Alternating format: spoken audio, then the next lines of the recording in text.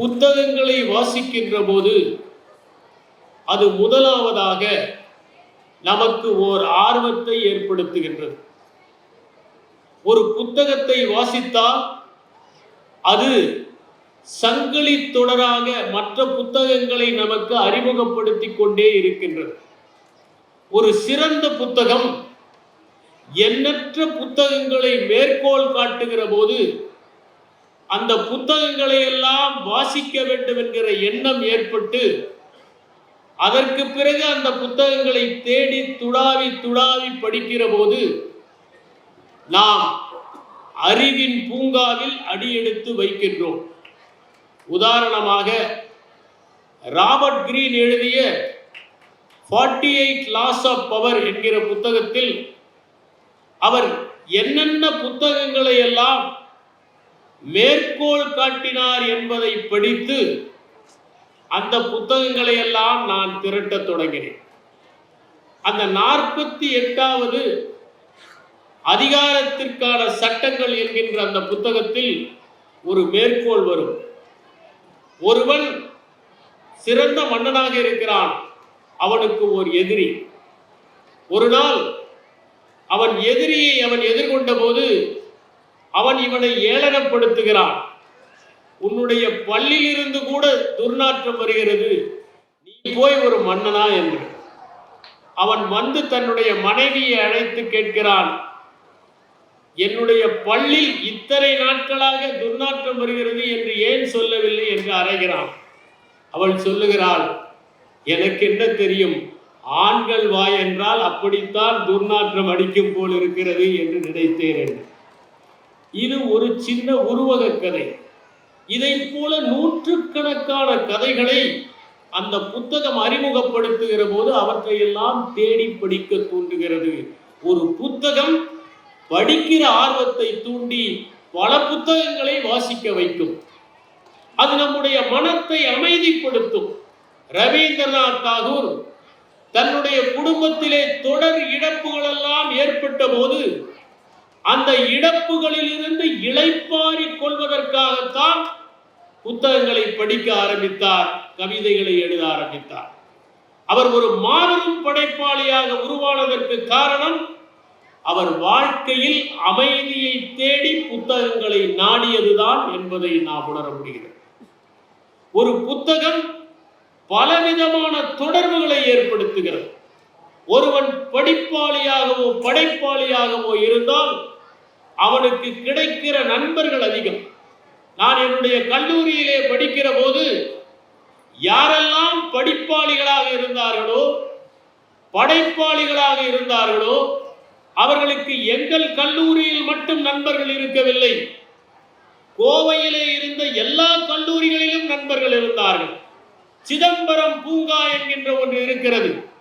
அந்த சிதம்பரம் பூங்காவில் மாதந்தோறும் ஒரு கவியரங்கம் நடக்கும். அந்த கவியரங்கத்தில் மாணவர்கள் எல்லாம் கலந்து கொண்டு கவிதை வாசிப்பார்கள். கல்லூரியை தாண்டிய நட்பை ஒரு படிப்பு அன்று கொடுத்தது. இன்று யாரெல்லாம் படித்துக் கொண்டிருக்கிறார்களோ அவர்கள் கண்டங்களை தாண்டி நட்பை ஏற்படுத்திக் கொள்கின்ற வசதிகள் இணையத்தின் மூலம் வந்துவிட்டது.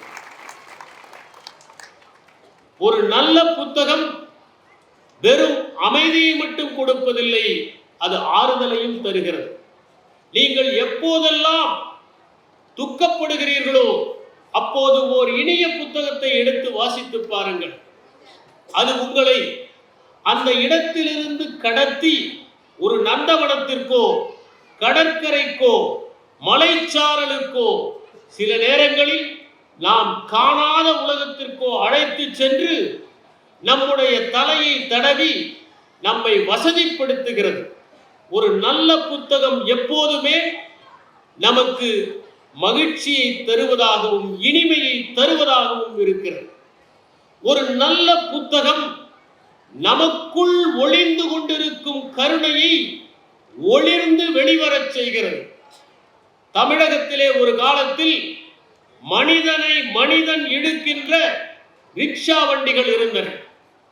4-5 பேர் அமர்ந்தால் அவர்களை இழுக்கிறவர்கள் இருப்பார்கள்.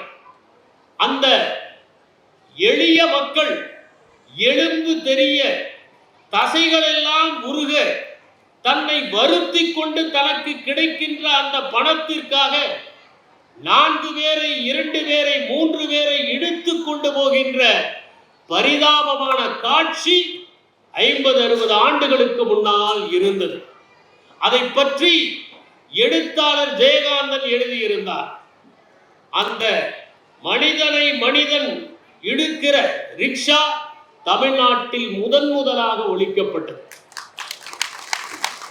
ஜெயகாந்தன் ஒரு முறை குறிப்பிட்டார், ஒரு படைப்பாளியினுடைய வெற்றி படைப்பு பாராட்டப்படுவதில் இல்லை, படைப்பு நிராகரிக்கப்படுவதில் இருக்கிறது. இன்றிருக்கிற இளைஞர்கள் அதை படித்தால் இந்த கதைக்கும் நமக்கும் தொடர்பே இல்லையே, இப்போது யார் இருக்கிறார்கள் என்றுதான் சொல்வார்கள். அந்த படைப்பை காலம் நிராகரிக்கின்ற அளவிற்கு மனிதர்கள் நடந்து கொண்டால் அதுதான் அந்த படைப்பிற்கு கிடைக்கின்ற வெற்றி. தோட்டியின் மகன் என்கின்ற ஒரு புத்தகம் தகழி சிவசங்கரன் பிள்ளை எழுதியது. சுந்தரம் ராமசாமி அதை மொழிபெயர்த்திருப்பார். அதை நீங்கள் படித்தால் 2 நாட்களுக்கு உங்களுக்கு உணவு உள்ளே செல்லாது. ஒரு எளிய மனிதன், ஒரு தோட்டி, தன் மகன் படித்து படித்து வாழ்க்கையிலே முன்னேற வேண்டும் என்று ஆசைப்படுகிறான். ஆனால் அவனுடைய மகன் படிக்க முடியவில்லை. அந்த நேரத்தில் பெரியம்மை வந்து அந்த ஊரே சுருண்டு விடுகிறது. தந்தை இறந்து விடுகிறான், மகன் அதே வேலைக்கு செல்கிறான்.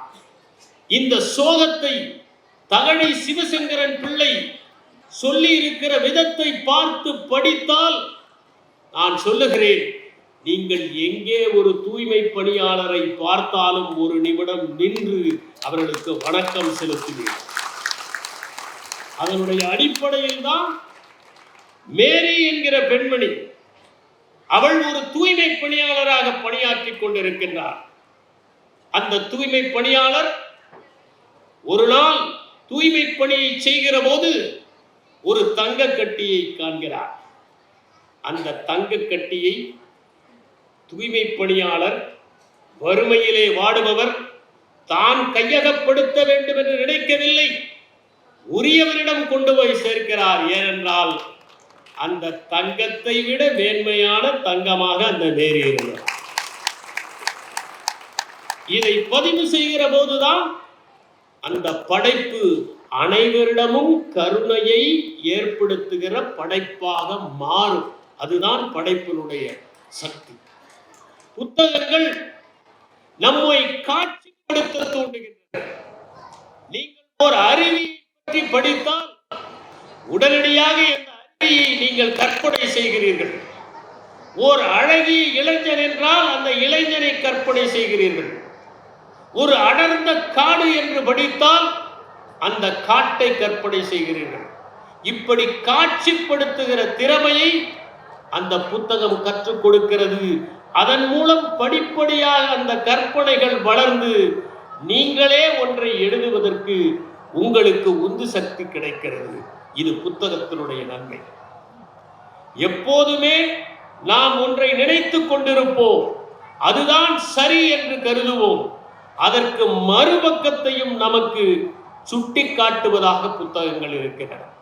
இப்படி புத்தகங்கள் தருகிற பயன்கள் ஏராளம். படிப்பவர்களை தூண்ட வேண்டும், படிப்பவர்கள் புத்தகங்களை வாங்க வேண்டும். வீடுகளை புத்தகங்களால் அலங்கரிக்கும் போதுதான் அது அழகான இல்லமாக மாறுகிறது என்கிற அடிப்படையில் புத்தக கண்காட்சிகளை எல்லா மாவட்டங்களிலும் நடத்தி வருகின்ற இந்த அமைப்புக்கு நான் என்னுடைய பாராட்டுகளை தெரிவித்துக் கொண்டு,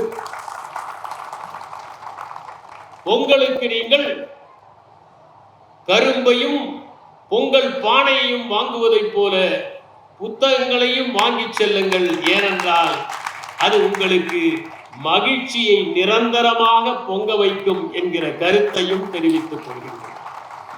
இப்போது மனமுறிவும் என்கிற தலைப்புக்கு வருகிறேன். என்னிடம் ஒருவர் கேட்டார், மனமுறிவு என்று கேட்கிறீர்களே, பேசப் போகிறீர்களே, இரண்டுக்கும் என்ன பொதுத்தன்மை என்றால் இரண்டுக்கும் சுழி சரியாக இருக்க வேண்டும் என்று நான் சொன்னேன். அண்மையிலே தினத்தந்தி நாளிதழிலே தலைப்பு செய்தி ஒன்றை படித்தேன். தமிழ்நாட்டில்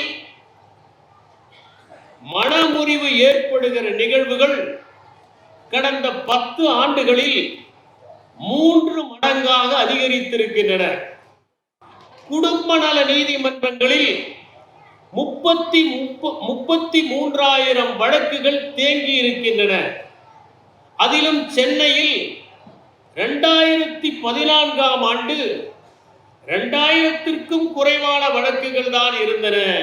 இப்போது அது 5000ற்கு மேல் அதிகமாகிவிட்டது என்கின்ற குறிப்பு இருந்தது. இந்த குடும்ப நல நீதிமன்றங்களில் நாளுக்கு நாள் விவாகரத்து கேட்டு வழக்குகள் பதிவு செய்யப்படுகின்ற எண்ணிக்கை அதிகரித்துக் கொண்டே இருக்கிறது என்பதை அந்த நாளிதழ் தலைப்புச் செய்தியாக வெளியிட்டிருந்தது. உலகத்திலேயே அதிகமான மன முறிவுகள் நடக்கின்ற நாடு மாலத்தீவு. அங்கு 1000ற்கு 5.5, ரஷ்யாவிலே 3.1, அமெரிக்க ஐக்கிய நாடுகளில் 2.2. இதிலே குறைவான விவாகரத்துகள் நடக்கிற நாடுகள் ஜப்பான் 1, தென்கொரியா 1. ஏனென்றால் இந்த நாடுகளில் குடும்பம் என்கின்ற அமைப்பு உறுதியாக இருக்கின்ற காரணத்தால் இங்கு மன முறிவுகள் குறைவாக நடக்கின்றன. இதை காட்டிலும் உலகத்திலேயே குறைவாக விவாகரத்து நடக்கின்ற நாடு என்று பார்த்தால் அது வியட்நாம். அங்கே 10,000ற்கு 2 தான் நடக்கின்றன. லத்தீன் அமெரிக்க நாடுகளில் 10,000ற்கு 7லிருந்து 15 தான் நடக்கின்றன. இங்கெல்லாம் குடும்பம் என்கின்ற அமைப்பும் அந்த குடும்பத்தில் கணவன் மனைவி ஆகிய இருவரும் ஒன்றாக இருக்க வேண்டும் என்கின்ற அந்த நிர்பந்தமும் உறுதியாக இருக்கின்ற காரணத்தால் மற்ற நாடுகளில் 1000ற்கு 5.5 என்று இருக்கிற போது இங்கே 10,000ற்கே குறைவாகத்தான் விவாகரத்துகள் நடக்கின்றன. இந்தியாவை பொறுத்தவரை அதிகமான விவாகரத்து நடக்கின்ற மாநிலம் மகாராஷ்டிரா, அடுத்ததாக கர்நாடகா, அடுத்ததாக உத்தரப்பிரதேசம், அடுத்ததாக மேற்கு வங்காளம், அடுத்ததாக டெல்லி, 6வது இடத்தில் தமிழ்நாடு. தமிழ்நாடு இந்த 6வது இடத்திலிருந்து முதலிடத்திற்கு போய்விடக்கூடாது என்பதற்காகத்தான் இன்று இந்த தலைப்பு. திரு ஆவுடையப்பன் அவர்கள் ஒரு தகவலை சொன்னார். திருமணமாகி 2-3 ஆண்டுகள் கழித்து ஆகிற விவாகரத்துகள் குறைவாக இருக்கின்றன என்று அவர் குறிப்பிட்டார். இதெல்லாம் 30 ஆண்டுகளுக்கு முன்பாக. இப்போது விவரத்தை பார்த்தால் 18லிருந்து 25 வயது வரை ஆகிற விவாகரத்துகள் வெறும் 35%. ஆனால் 25லிருந்து 35 வயது வரை ஆகிற விவாகரத்துகளின் சதவிகிதம் 50. 50ற்கு பிறகு 15% குறைந்து இருக்கிறது. எனவே அதிகமாவது 25 வயதிலிருந்து 35 வயது வரை தான் 50% விவாகரத்துகள் அந்த சமயத்தில் தான் நடக்கின்றன. அரசியல் செய்திகளை முதல் பக்கத்தில் வெளியிடாமல் சமூகத்தின் பிரச்சனையாக இருக்கின்ற இந்த விவாகரத்துகளை பற்றி ஒரு நாளிதழ் வெளியிட்டிருப்பது பாராட்டுதற்குரியது, மக்களின் கவனத்தை ஈர்ப்பது. திருமணத்தை பொறுத்தவரை இன்று ஒரு கவிதை நினைவுக்கு வருகிறது. கல்யாண மண்டபங்களை பொறுத்தவரை இந்தியா பணக்கார நாடுதான், ஆனால் முதலிரவிலேயே அது ஏழையாகி விடுகிறது. திருமணத்தை ஆடம்பரமாக நடத்துகிறார்கள். 5000 பேரை அழைத்து தங்களுடைய அந்தஸ்தை காட்ட வேண்டும் என்று விரும்புகிறார்கள். பலரும் வருவதை பார்த்து பரவசப்படுகிறார்கள். உறவினர்களை, நண்பர்களை அழைப்பதோடு இல்லை, ஒரு முறை பார்த்தவர்களையும் அழைக்கிறார்கள். அங்கே திருப்பதியை விட நீளமான வரிசை இருக்கிறது. அதிலே முட்டி மோதி மணமகன் மணமகள் தரிசனத்தை பெறுவது என்பது சிரமமாக இருக்கிறது. அருகில் செல்வது எல்லாம் ஒரு புகைப்படத்திற்கு செயற்கை புன்னகையை உதிர்ப்பதற்காகத்தான். அங்கே யாரும் வாழ்த்துவதும் இல்லை, யாரும் வாழ்த்தை கேட்பதும் இல்லை. புகைப்படம் எடுத்ததும் நம் பணி முடிந்து விட்டது.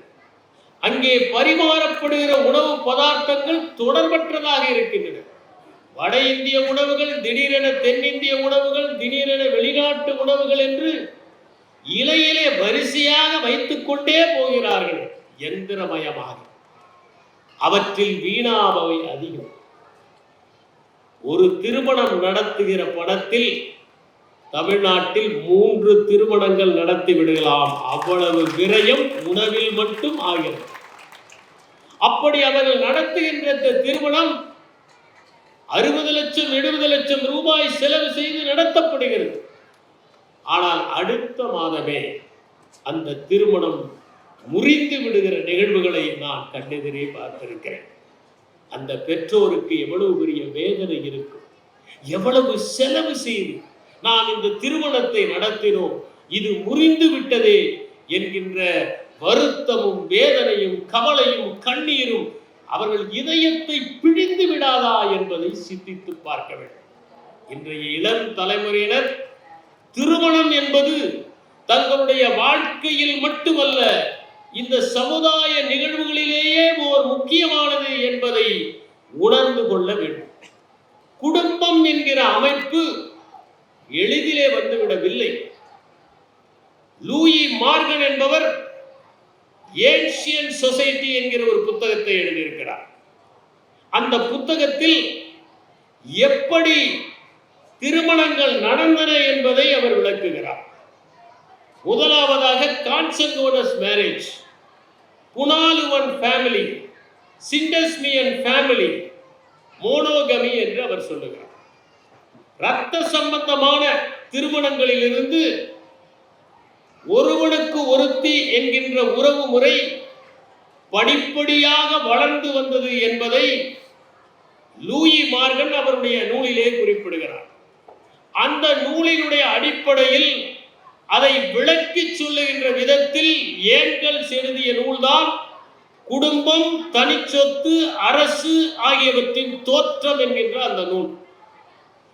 இந்த நூலை வைத்துத்தான் வால்காவில் இருந்து கங்கை வரை என்கின்ற அந்த அற்புதமான நூலை ராகுல் சாங்கித்ரியாயன் எழுதினார். ஒரு காலத்திலே மனிதன் கூட்டமாக இருந்தான், தாய்மொழி சமூகமாக இருந்தது, உறவு முறைகள் தாறுமாறாக இருந்தன. கூட்டமாக இருந்த ஒரு சமுதாயம் குடும்பமாக மாறியதுதான் பரிணாம வளர்ச்சியினுடைய உச்சம். Sex for fun for preserving the germ plasm என்கிற ஒரு புத்தகத்தை ஜாரிட் டைமண்ட் என்பவர் எழுதியிருக்கிறார். அதிலே அவர் ஒருவனுக்கு ஒருத்தி என்கின்ற அந்த தத்துவம் எப்படி வந்தது என்பதை விளக்குகிற அதே நேரத்தில் ஒன்றை குறிப்பிட்டு சொல்லுகிறார். மனிதர்களில் மட்டும்தான் பெண்கள் குழந்தைகளை அதிகமாக பார்த்துக் கொள்கிறார்கள் என்பது இல்லை, அது சில விலங்கினங்களிலும் உண்டு. சாண்ட் பைப்பர் என்கிற ஒரு பறவை இருக்கிறது. அதிலே பெண் பறவை முட்டையிட்டு சென்றுவிடும், ஆண் பறவை தான் அடைகாக்கும். எம்பரர் பெங்குவின் என்கிற ஒன்று இருக்கிறது, அதிலே ஆண் பறவை தான் அடைகாக்கும். நெருப்பு கோழிகள் பெண் பறவை முட்டையிட்டு சென்றுவிடும், ஆண் பறவை தான் அடைகாக்கும். கடற் குதிரைகளிலே வயிற்றில் ஒரு பை இருக்கும், அதிலே முட்டைகளை வைத்து அடைகாத்து குஞ்சு பொரிப்பது அந்த கடற்குதிரைகளில் ஆண் குதிரைகள் தான். டார்வின் தவளை என்கின்ற ஒன்று இருக்கிறது, அது தலைப்பிரட்டைகள் பெரிதாகிற வரை தன்னுடைய வாயிலே வைத்து பாதுகாக்கும். குரங்குகளில் சில வகைகளில் ஆண் குரங்குகள் பெண் குரங்குகளை விட குட்டிகளை அதிகம் பாதுகாக்கும். இது எதனால் ஏற்படுகிறது என்பதை ஜாரட் டைமண்ட் சொல்லுகிற போது, ஒரு மனிதன் தன்னுடைய மரபு கூறை காப்பாற்ற வேண்டும் என்று விரும்புகிறான். ஒருவன் தன் குழந்தையை ஆபத்திலிருந்து பாதுகாப்பது என்பது பாசத்தினால் அல்ல, மரபு கூறை காப்பாற்றுவதற்காக. தன் இனத்தை சார்ந்தவன் யாராவது நெருப்பிலே மாட்டிக்கொண்டால் அவனை தப்புவிக்க முயற்சி செய்வது அந்த மரபு கூறு தொடர்பாகத்தான் என்று ஜாரட் டைமண்ட் சொல்லுகிறார். இந்த சாண்ட் பைப்பரை பொறுத்தவரை அந்த பெண் பறவை 4 முட்டைகள் தான் இடும். எனவே தன்னுடைய இனத்தை பாதுகாக்க வேண்டும் என்பதற்காக அந்த ஆண் பறவை அடைகாக்கிற வேலையை செய்கிறது, பெண் பறவை சுற்றி திரிகிறது. இப்படி இனங்களில் தன்னுடைய மரபு கூரை காப்பாற்ற வேண்டும் என்கின்ற எண்ணம் இருக்கிறது என்று ஜாரட் டைமண்ட் சொல்லுகிறார். மனிதன் மட்டும் குடும்பம் என்கின்ற அமைப்பை உறுதியாக வைத்திருப்பதற்கு என்ன காரணம் என்பதை தி ஹியூமன் அனிமல் என்கிற புத்தகத்தில் டெஸ்மண்ட் மாரிஸ் குறிப்பிடுகிறார். மற்ற விலங்குகள் எல்லாம் குட்டி போட்டால் உடனடியாக அது தனித்து இயங்க ஆரம்பித்து விடுகிறது. ஒரு குதிரை குட்டி போட்டால் அடுத்த நிமிடமே அது ஓட ஆரம்பித்து விடுகிறது. ஒரு ஆடு குட்டி போட்டால் அது சில மணி நேரங்களிலேயே நகர ஆரம்பித்து விடுகிறது. சிங்கம், புலி போன்ற மாமிச பட்சணிகளில் மட்டும்தான் குட்டி போட்டால் அவை கண்களை முழுவதுமாக விழிப்பது இல்லை. காரணம், முழுவதுமாக வளர்ச்சி அடைகிற அளவிற்கு அந்த தாய் விலங்கு வயிற்றிலேயே வைத்திருந்தால் அந்த பாரம் தாங்காது என்பதால் சற்று முன்னமேயே அது அதை ஈன்று விடுகிறது. அதற்கு பிறகு அவை 3-4 நாட்கள் கழித்து கண்களை விழிக்கின்றன. மற்றவற்றிலெல்லாம் குட்டிகளை போட்டால் உடனடியாக ஓடி விடுகின்றன, துள்ளி குதிக்கின்றன. ஆனால் மனிதனில் அது சாத்தியமில்லை. மனிதன் பார்த்து கொள்ள வேண்டும். மற்றவையெல்லாம் வந்து தாக்காதவாறு அணைத்து அரவணைத்து பாலூட்டி வளர்க்க வேண்டும். இதிலே பெண் ஒருத்தி குழந்தையை பார்த்து கொண்டிருந்தால் உணவை தேடுகிற பணியை ஆண் செய்ய வேண்டும் என்பதற்காகத்தான் இருவரும் குடும்பம் என்கின்ற அமைப்பில் சிக்கிக் கொண்டார்கள் என்கின்ற கருத்தை டெஸ்மண்ட் மாரிஸ் தெரிவிக்கிறார். அதில் அவர் ஒரு கருத்தை குறிப்பிடுகிறார், மிக நேர்த்தியான ஒரு கருத்து. ஒரு ஆணும் பெண்ணும் பாடினால் பெண்ணுடைய குரல் தான் எடுப்பாக இருக்கும், ஆணுடைய குரல் மங்கி போய்விடும். காரணம், பெண்ணுடைய குரலுக்குத்தான் ஃப்ரீக்குவன்சி அதிகம், ஆணுடைய குரலுக்கு வேவ் லென்த் அதிகம். அதனால்தான் நீங்கள் ஒரு ஆணும் பெண்ணும் டூயட் பாடுகிற போது பெண்ணுடைய குரல் தூக்கலாக இருக்கிறது. ஒருவர் மட்டுமே விதிவிலக்கு, அது சீர்காழி கோவிந்தராஜன். அதற்கு காரணம், அந்த குழந்தை தப்பி தவறி எங்காவது போனால் அந்த பெண் கூப்பிடுவதற்கும் அந்த குழந்தை கேட்டு உடனடியாக ஓடி வருவதற்கும் தான் அதிக ஃப்ரீக்குவன்சி அந்த பெண்ணுக்கு கிடைத்திருக்கிறது என்று குறிப்பிடுகிறார். ஏன் பெண்ணுக்கு நீல கூந்தல்? தொடக்கத்திலே நீரிலே நீந்துகிற போது தன் குழந்தையும் வைத்துக் கொண்டு நீந்துகிற போது தலைமுடியை பிடித்துக் கொண்டு அந்த குழந்தை பாதுகாப்பாக நீந்தும் என்கிற காரணத்திற்காகத்தான் அது ஏற்பட்டது என்கிற கருத்தை டெஸ்மண்ட் மாரிஸ் தி ஹியூமன் ஏப் என்கிற புத்தகத்தில் குறிப்பிடுகிறார். எனவே குடும்பம் என்கிற அமைப்பில் ஒரு குழந்தை வளர்ப்பது என்பது மிகவும் சிரமம். சாக்தரிடம் கேட்டார்கள், நீங்கள் ஏன் திருமணம் செய்து கொள்ளவில்லை? நோபல் பரிசு கிடைத்தது, வேண்டாம் என்று சொன்ன மாபெரும் அறிஞர் அவர். அவர் சொன்னார், குழந்தைகளை வளர்ப்பது மிகவும் சிரமம், என்னால் அது இயலாது என்று நினைத்தேன், அதனால் திருமணம் செய்து கொள்ளவில்லை. குழந்தைகளை வளர்ப்பது நோபல் பரிசு பெறுவதை விட சிரமமானது என்பதை உணர வேண்டும். எனவே குழந்தைகளை வளர்ப்பது, அவர்களை திருமணம் செய்து வைப்பது, அவர்களுக்கு படிப்பை கொடுப்பது எல்லாம் மிகவும் சிரமம் என்கின்ற காரணத்தால் அந்த குடும்பம் என்கிற அமைப்பு தேவைப்படுகிறது.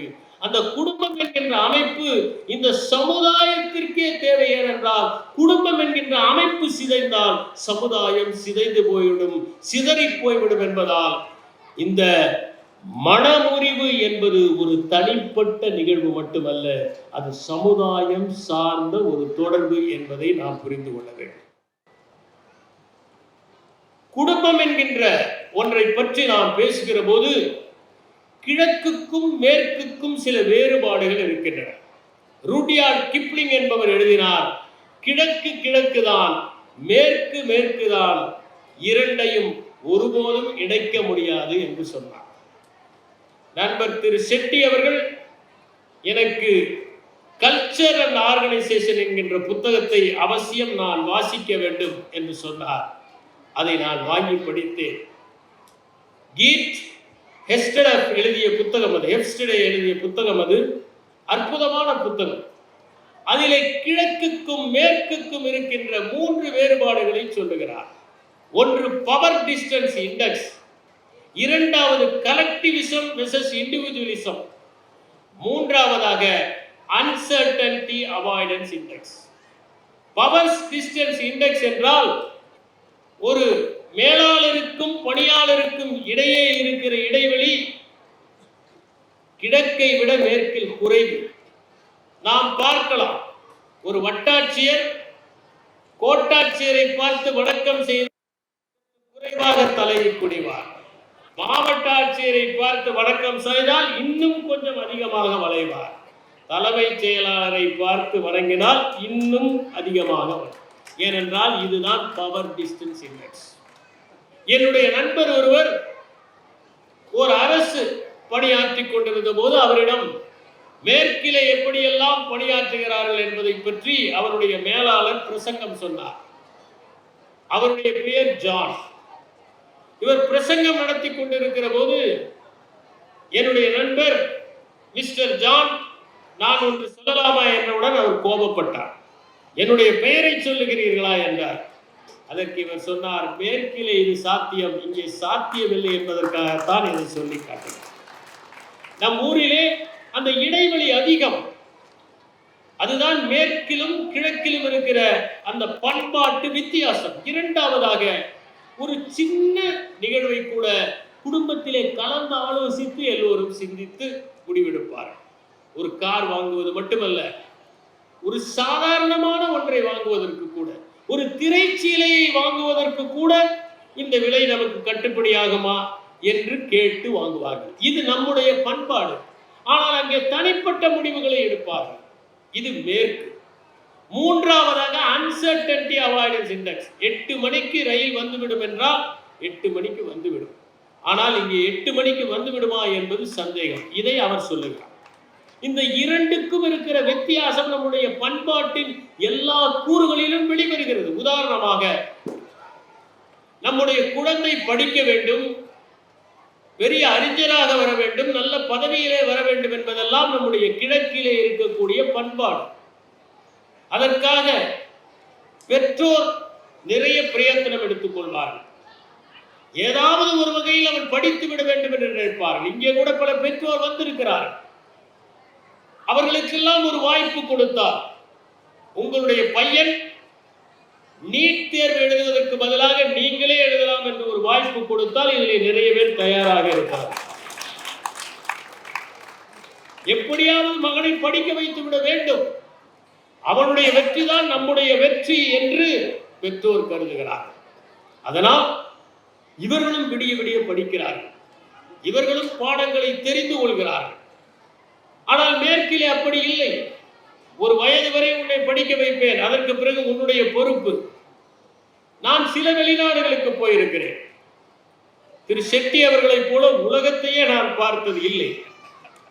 அவர் இப்போதுதான் வெளிநாடுகளை எல்லாம் சென்று விட்டு வந்தார். நான் சென்ற நாடுகளில் கூட காலை வேளையில் உணவகங்களில் இளைஞர்கள் வந்து பரிமாறுகிற பணியை செய்வதை பார்த்தேன். அவர்கள் எல்லாம் கல்லூரியில் படிப்பவர்கள். அவர்களுக்கு கட்டணத்தை பெற்றோர் கட்ட மாட்டார்கள், அவர்கள் உழைத்துத்தான் கட்ட வேண்டும். இல்லை என்றால் யாராவது அவர்களுடைய படிப்பை தாங்களே முன்வந்து ஏற்றுக்கொள்ள வேண்டும். ஆனால் நம் ஊரிலே அப்படி இல்லை. 30 வயதான ஒரு மகனை தந்தை கூட்டிக் கொண்டு வருகிறார். எப்படி குடிமை பணி தேர்வு எழுதுவது என்று சொல்லிக் கொடுங்கள். தனியாக விடுவதற்கு அவர் தயாராக இல்லை. எனவே நம்முடைய ஊரை பொறுத்தவரை இங்கு குடும்பம் என்கின்ற அமைப்பில் பெற்றோரின் வெற்றி என்பது பிள்ளைகளின் வெற்றியை பொறுத்து அமைகிறது. அமர் என்கிற ஒரு படம், பிரெஞ்சு திரைப்படம். கணவன் மனைவி தனியாக இருக்கிறார்கள், வயதானவர்கள். கணவனுடைய பெயர் ஜார்ஜ், மனைவியுடைய பெயர் ஆனி. அந்த ஆனிக்கு வயதான காலத்தில் திடீரென பக்கவாதம் வந்து விடுகிறது. படாத பாடுபடுகிறாள், எழுந்து நடக்க முடியவில்லை. உதவிக்கு ஒரு மகன் இருக்கிறான், ஒரு நாள் வந்து விட்டு ஓடி விடுகிறான். அவனுடைய பிரச்சனையே அவனுக்கு. இவர் பார்த்து கொள்ளுகிறார், இவராலும் முடியவில்லை, இவருக்கும் தள்ளாமை. ஏனென்றால் அந்த பெண்மணியை விட இவருக்கு வயது அதிகம். கடுமையான உழைப்பில் அந்த பெண்ணை பார்த்து கொள்ளுகிறார், அவரால் முடியவில்லை.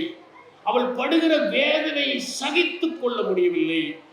ஒரு நாள் தலையணையை வைத்து அந்த பெண்ணுடைய மூச்சை நிறுத்தி விடுகிறார். இதுதான் அமர் என்கிற அந்த படம். அதற்கு பிறகு ஜார்ஜ் அங்கிருந்து போகிறார். அவர் என்ன ஆகிறார் என்ற படம் காண்பிக்கவில்லை. ஜார்ஜும் தற்கொலை செய்து கொண்டார் என்பதை சூசகமாக அந்த அமர் என்கிற படம் தெரிவிக்கின்றது. தமிழிலே இதோடு வந்த ஒரு சிறுகதையை ஒப்பிடலாம் என்று கருதுகிறேன். புதுமை பித்தன் எழுதிய செல்லம்மாள் என்கிற அந்த கதை. அந்த கதையை உலகத்தின் மிகச்சிறந்த காதல் கதை என்று சுந்தர ராமசாமி குறிப்பிடுகிறார். அந்த செல்லம்மாவிலே வயதான ஒரு பெண்மணி, மகன்கள் இல்லை, மகள்கள் இல்லை. பார்த்து பார்த்து பணிவிடை செய்கிறார். கணவன் நோயாளி, சீக்காளி, இருமுகிறாள், அடிக்கடி உடம்பு பாடாய்ப்படுத்துகிறது. அருகில் இருந்து சுடுதண்ணீர் வைத்துக் கொடுக்கிறார், கஞ்சி வைத்துக் கொடுக்கிறார், ஓடுகிறார். அவளுக்கு எல்லா விதமான பணிவிடையும் செய்கிறார். அவளால் முடியவில்லை, மூச்சு தூக்கி தூக்கி போடுகிறது. இப்படி பல நாட்கள் பணிவிடை. ஆனால் பிரியாமல் நீங்காமல் அருகிலேயே இருந்து பணிவிடை செய்கிறார். ஒரு நாள் அவளுக்கு மூச்சு விட முடியவில்லை. மருத்துவரை அழைத்து வருவதற்காக ஓடுகிறார். திரும்பி வந்து பார்க்கிறார், செல்லம்மாளுடைய அந்த ஆவி பிரிந்து விட்டது. ஒரு நிமிடம் அமைதியாக அமருகிறார். அந்த அமைதியில் 1000 அர்த்தங்கள் உணர்த்தப்படுகின்றன. ஒரு வகையில் இவள் இன்னும் இம்சைக்கு உள்ளாகாமல் போய்விட்டாளே என்கிற ஒரு நிம்மதியும் இருக்கிறது. இதுநாள் வரை தன்னுடைய வாழ்க்கையை அர்த்தப்படுத்தி கொண்டிருந்த ஓர் உயிரும் போய்விட்டதே என்கின்ற சோகமும் அதிலே இருக்கிறது. அற்புதமான கதை. இதுதான் கிழக்கு. அமர் என்பது மேற்கு, செல்லம்மாள் என்பது கிழக்கு. இரண்டுக்குமான வேறு. நான் சில வயதான தம்பதிகளை பார்த்திருக்கிறேன். 40 வருடம் 50 வருடம் எல்லாம் ஒன்றாக வாழ்ந்திருப்பார்கள். கணவனை பார்த்தால் மனைவியைப் போலவே தெரிவார். மனைவியும் கணவனும் சகோதர சகோதரிகளைப் போல தென்படுவார்கள். அவர்கள் எண்ணங்கள், அவர்களுடைய தோற்றங்களை கூட மாற்றி விடுகின்றன. அவர்களை தனித்தனியாக கேட்டால் கூட ஒரே பதிலை சொல்வார்கள். ஏனென்றால் அப்படி ஒன்றிய ஒரு வாழ்க்கையை அவர்கள் வாழ்ந்திருப்பார்கள். வயதான காலத்தில் தான் கணவன் என்கின்ற அந்த துணை தேவைப்படுகிறது. மனைவி என்பவளுடைய சமீபம் தேவைப்படுகிறது. அதற்காகத்தான் இந்த ஒட்டுமொத்த வாழ்க்கையும் இளமையிலே ஒன்றாக வாழ்வதற்காக அல்ல, வயோதிகத்தில் ஒன்றாக வாழ்வதற்காக, ஒருவருக்கு ஒருவர் துணையாக இருப்பதற்காக, படகுகின்ற மரமாக, பற்றுகின்ற ஒரு பிடிப்பாக, தவழுகின்ற ஓர் இடமாக இருப்பதற்காகத்தான் அந்த தாம்பத்தியம் என்பதை இந்த சம்பவங்கள் எல்லாம் சுட்டிக்காட்டுகிறது. என்னுடைய நண்பர் ஒருவர் மருத்துவமனை வைத்திருக்கிறார். அவருடைய மருத்துவமனையை பார்வையிட சென்றேன். அங்கே ஒரு பெண்ணுக்கு மலக்குடலில் புற்றுநோய், குடலே வெளியே இருக்கிறது. அதிலே தினமும் அவள் சாப்பிடுவ கழிவுகள் எல்லாம் தேங்கி விடுகிறது. அந்த கழிவை கணவன் தான் சுத்தப்படுத்துகிறார். நான் கேட்டேன், எத்தனை நாட்களாக நீங்கள் சுத்தப்படுத்துகிறீர்கள்? 7 ஆண்டுகளாக நான் சுத்தப்படுத்துகிறேன். அவருடைய முகத்தில் ஒரு அருவருப்பு இல்லை, சலிப்பு இல்லை, சங்கடம் இல்லை, திருப்தியோடு அதை செய்கிறார். அண்மையிலே நான் என்னுடைய நண்பரை கேட்டேன், அவர்கள் இன்னும் இருக்கிறார்களா? அந்த பெண்மணி இறந்து போய்விட்டாரா? என் நண்பர் சொன்னார், அந்த பெண்மணி இருக்கிறார், கணவன் தான் இறந்து போய்விட்டார். அவர் செய்த சேவையினால் அந்த பெண்மணி உயிரோடு இருக்கிறார். ஆனால் அந்த கணவன் அந்த துக்கத்தை பார்த்து பார்த்து நொந்து நொந்து இறந்து போய்விட்டார். இன்னொரு இடத்திலே நகர முடியாத ஒரு மனைவி, கணவன் ஊட்ட வேண்டும், கவனித்துக் கொள்ள வேண்டும், உடுப்பை மாட்டிவிட வேண்டும், பல் விலக்கி விட வேண்டும், அத்தனை பணிவிடைகளையும் 20 ஆண்டுகளாக செய்தார். மனைவி இறந்து விட்டார். கணவன் என்னிடம் சொன்னார், என்னுடைய வீடு இப்போது தனிமையாக இருக்கிறது, என் வாழ்க்கையில் ஒரு பொருள் இல்லாத மாதிரி தெரிகிறது, என்னுடைய வீட்டிலே அவள் நிறைந்து இருந்தால் இப்போது காணவில்லை, ஒரு வெறுமையை நான் உணர்கிறேன். அதனால் இங்கே வந்திருக்கிற இளைஞர்களுக்கெல்லாம் நான் குறிப்பிட விரும்புவது, இளமையிலே போடுகிற ஆட்டத்திற்காக அல்ல, வயோதிகத்திலே ஏற்படுகிற தள்ளாட்டத்திற்காகத்தான் கணவன் மனைவி என்கிற உறவு. இப்போது விரைவிலேயே திருமணங்கள் விவாகரத்திலே முடிவுகளை பார்க்கிறோம். அது பெற்றோர் பார்த்து வைக்கிற திருமணங்கள் மட்டுமல்ல, இவர்களாகவே தேடிக்கொள்கின்ற திருமணத்திலும் இவர்கள் சென்று விடுகிறார்கள். அப்படி ஒரு நிலைமையை நாம் பார்க்கப்படுகிறோம். எனக்கு தெரிந்த ஒருவர் 80 வயதில் விவாகரத்து செய்து கொண்டார். அந்த நீதிபதி கேட்டார், 80 வயதில் உங்களுக்கு எதற்கு விவாகரத்து? அவர் சொன்னார், இது நாள் வரை எங்கள் குழந்தைகள் வளர்ந்து திருமணம் செய்து கொள்வதற்காக நாங்கள் காத்திருந்தோம், இப்போது நாங்கள் விவாகரத்து செய்து கொள்கிறோம்.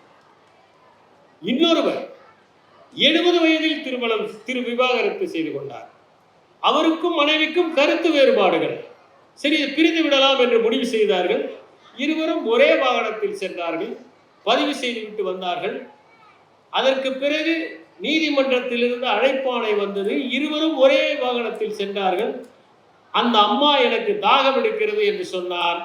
இவர் ஒரு குளிர்பானம் வாங்கி கொடுத்தார். அவர் குடித்து கொண்டிருந்தார். இதை அங்கே அந்த வழியாக வந்து நீதிபதி பார்த்து விட்டார். அவர் தீர்ப்பு சொல்லும் போது, நீங்கள் இருவரும் மகிழ்ச்சியாகத்தான் இருக்கிறீர்கள், உங்களுக்கு எதற்கு விவாகரத்து என்று சொல்லுவார். பிறகு அவர்கள் உயர் நீதிமன்றத்திற்கு சென்று அந்த விவாகரத்தை பெற்றார்கள். ஆனால் அதற்கு பிறகும் அவர்கள் ஒருவருக்கொருவர் சந்தித்துக் கொள்வார்கள், பேசுவார்கள். அவருக்கு ஏதாவது துணி வாங்க வேண்டும் என்றால் இவர் வாங்கி கொடுப்பார். அந்த அளவுக்கு அவர்கள் நட்பாக இருந்தார், மிகவும் நட்பாக இருந்தார். எனக்கு மராத்தியிலே ஒரு குறும்படம் ஞாபகத்திற்கு வருகிறது. ஒரு இளைஞனும் அவனுடைய தோழியும் 2.5 ஆண்டுகள் ஒன்றாக இருப்பார்கள். கருத்து வேறுபாடுகள் வந்துவிட்டன, பிரிந்து விடுகிறார்கள். அதற்கு பிறகு ஒரு நாள் அவன் மும்பை வருகிறான். தன்னுடைய தோழி இருப்பது நினைவுக்கு வருகிறது. தொலைபேசியிலே அழைக்கிறான்.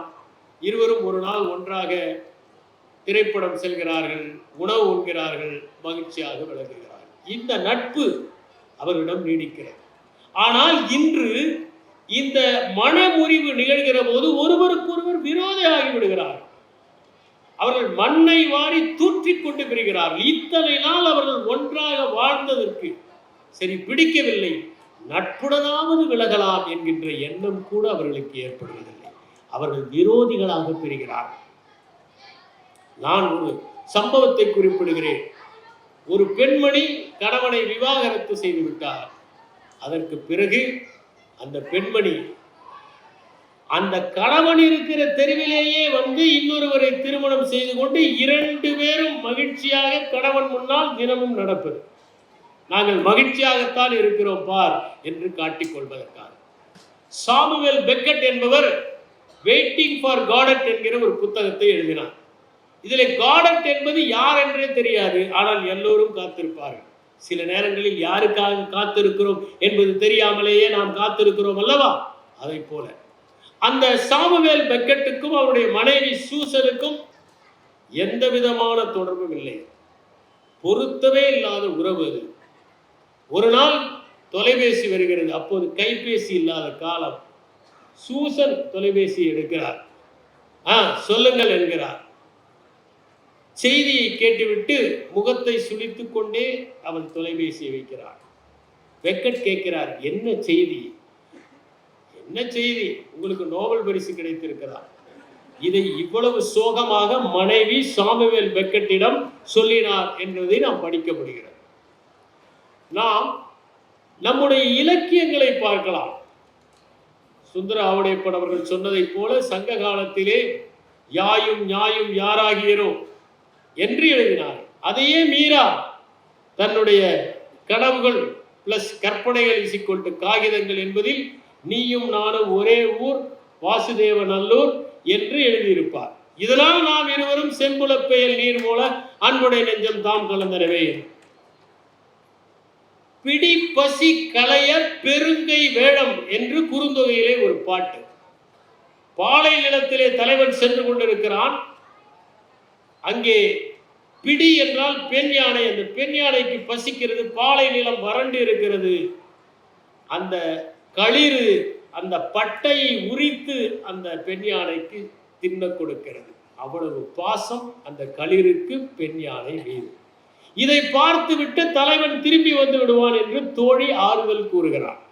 இப்படி ஒரு காட்சி குறுந்தொகையிலே. கடல் சூழ் மண்டலம் பெரினும் விடல் சூழல் யான் என்னுடைய நட்பே என்று நற்றிணையிலே ஒரு பாடல்.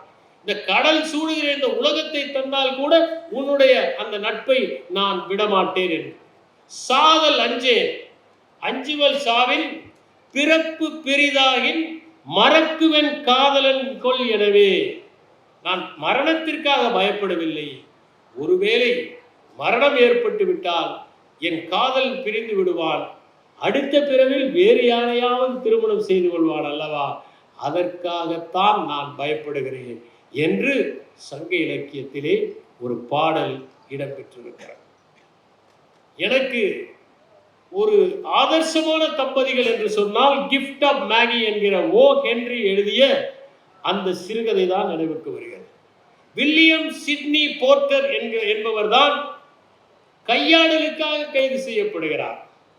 சிறைச்சாலையில் அவர் ஒரு எழுத்தாளராக உருவாகிறார். 300 சிறுகதைகள் எழுதுகிறார். அதிலே ஒன்று கணவன் மனைவி வறுமையிலே வாடுகிறார். அவன் பெயர் ஜிம், அவள் பெயர் ஸ்டெல்லா. கைக்கும் வாய்க்குமே போதாத வருமானம். திருமண நாள் வருகிறது. கணவன் நினைக்கிறான், என் மனைவிக்கு ஏதாவது பரிசு கொடுக்க வேண்டுமே. அவளுக்கு மிக அழகான ஒரு முடி. இதை வாரிக்கொள்வதற்காக ஒரு தங்க சீப்பு வாங்கி கொண்டு வருகிறான்.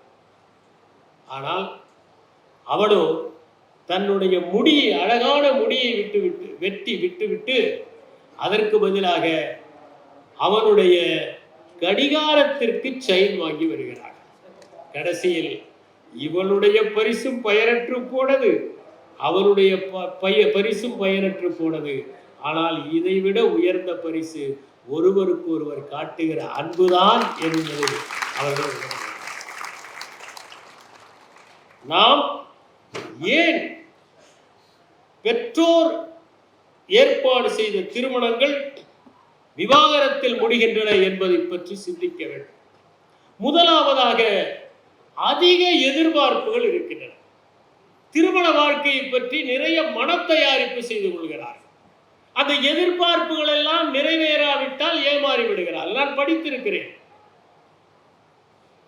கணவனை தேடுகின்ற ஒரு கடை பல அடுக்கு மாடி கொண்டது.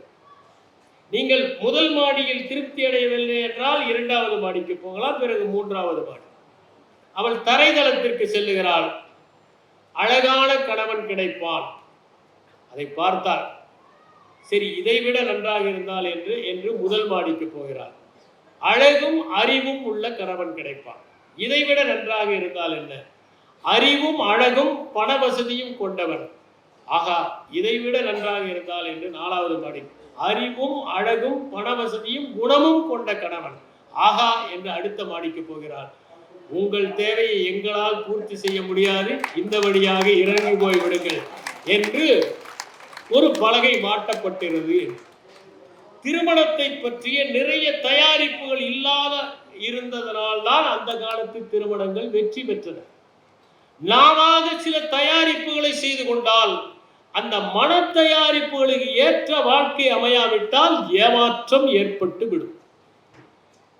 தன்முனைப்பின் காரணமாக திருமணங்கள் புரிந்து போவதை பார்க்கலாம்.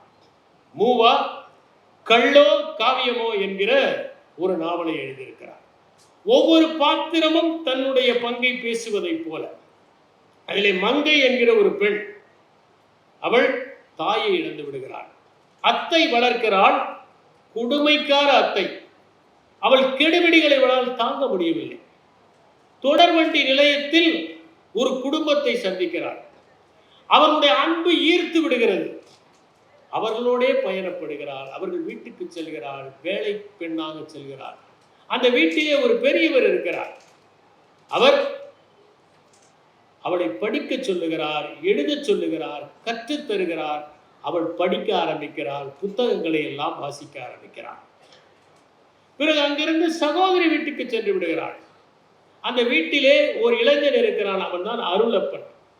அருளப்பனுக்கும் மங்கைக்கும் நேசம் என்பதை அந்த பெரியவர் புரிந்து கொண்டு அவளை வரவழைத்து திருமணம் செய்து வைக்கிறார். இனிமையாக போய்கொண்டிருக்கிறது திருமண வாழ்க்கை. ஒரு நாள் நண்பனோடு இரவு உணவுக்கு வீட்டுக்கு அழைத்து வருகிறான். அவள் ஈசி சேரில் சாய்ந்து கொண்டிருக்கிறாள். அயற்சியின் காரணமாக கண்களை மூடி. கணவன் மங்கை என்கிறான். சாப்பாடு எடுத்து வைத்திருக்கிறேன், போட்டு சாப்பிடுங்கள் என்கிறாள். அவ்வளவுதான். அவள் கணவன் நண்பனோடு வந்ததை பார்க்கவில்லை. அயற்சியின் காரணமாக சொல்லிவிடுகிறார். அந்த ஒற்றை வார்த்தையின் காரணமாக அவர்கள் பிரிந்து விடுகிறார்கள். மங்கை அங்கிருந்து மும்பை செல்கிறாள். ஒரு கடையிலே மேற்பார்வையாளராக இருக்கிறார். அவருக்கும் அருளப்புக்கும் பிறந்த தேன்மொழிக்கு அருளப்பன் அம்மா இறந்து விட்டாள் என்கிற பொய் சொல்லுகிறான். கடைசியாக கண்டுபிடித்து மங்கை வருகிறாள். ஆனால் தேன்மொழி அவளை சாகும் வரை அம்மா என்று அழைக்கவில்லை என்று கள்ளோ காவியமோ என்கிற அந்த கதை முடிகிறது. தன்முனைப்பின் காரணமாக கணவன் மனைவி ஆகியோர் ஒரு சின்ன பிரச்சனையை பேசி தீர்த்திருக்கலாம். இருவரும் அமர்ந்து என்ன என்று கேட்டிருக்கலாம். அவளுக்கு உடம்பு முடியாமல் இருந்திருக்கலாம். அவன் நண்பனோடு வந்தது தெரியாமல் இருந்திருக்கலாம்.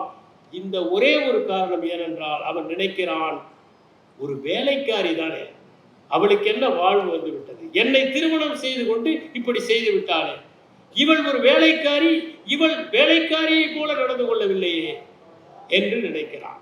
இதுதான் அந்த பிணக்குக்கு காரணம், இருவரும் பிரிவதற்கு காரணம். இதை போலத்தான் பிணக்கு என்கின்ற கதையை கூட ஜெயகாந்தன் எழுதியிருப்பார். ஆனால் இந்த கள்ளோ காவியமோ என்பது தன்முனைப்புக்கு ஒரு உதாரணம். அடுத்ததாக முக்கியமானது நான் உயர்ந்தவன் என்று நினைப்பது. ஒரு காலத்திலே நீங்கள் வீடுகளுக்கு சென்றால் அங்கே கணவன் மனைவியுடைய புகைப்படம் இருக்கும். கணவன் அமர்ந்திருப்பார், மனைவி நின்று கொண்டிருப்பார். இப்போது மாற்றம் ஏற்பட்டிருக்கிறது. கணவன் நின்று கொண்டிருக்கிறார், மனைவி அமர்ந்து கொண்டிருக்கிறார். யாராவது ஒருவர் அமர வேண்டியது தானே. ஆனால் மாற்றம் நிகழ்ந்து கொண்டிருக்கிறது. நான் உயர்ந்தவன் என்கிற எண்ணம் யாருக்கு வந்தாலும் அந்த திருமண வாழ்க்கை என்பது பாதிக்கப்படும். ஒரு காலத்திலே கூட்டு குடும்பங்களாக இருந்தன. அந்த கூட்டு குடும்பங்கள் தனி குடும்பங்களாக ஆன பிறகு அதிக சுதந்திரமும் அதிகமாக தனக்கான இடம் கிடைக்கிற அந்த உரிமையும் இருக்கின்ற காரணத்தினால் திருமண வாழ்க்கையில் அதை சிறிது குறைந்தாலும் பிரிகிற நிலைமையை நாம் பார்க்க முடிகிறது. அதை போலதான் கையகப்படுத்துகிற ஒரு நிலைமை, பொசசிவ்னஸ் என்பது. இது யாருக்கு இருந்தாலும் அது பிரிவிலே கொண்டு போய் விட்டுவிடும்.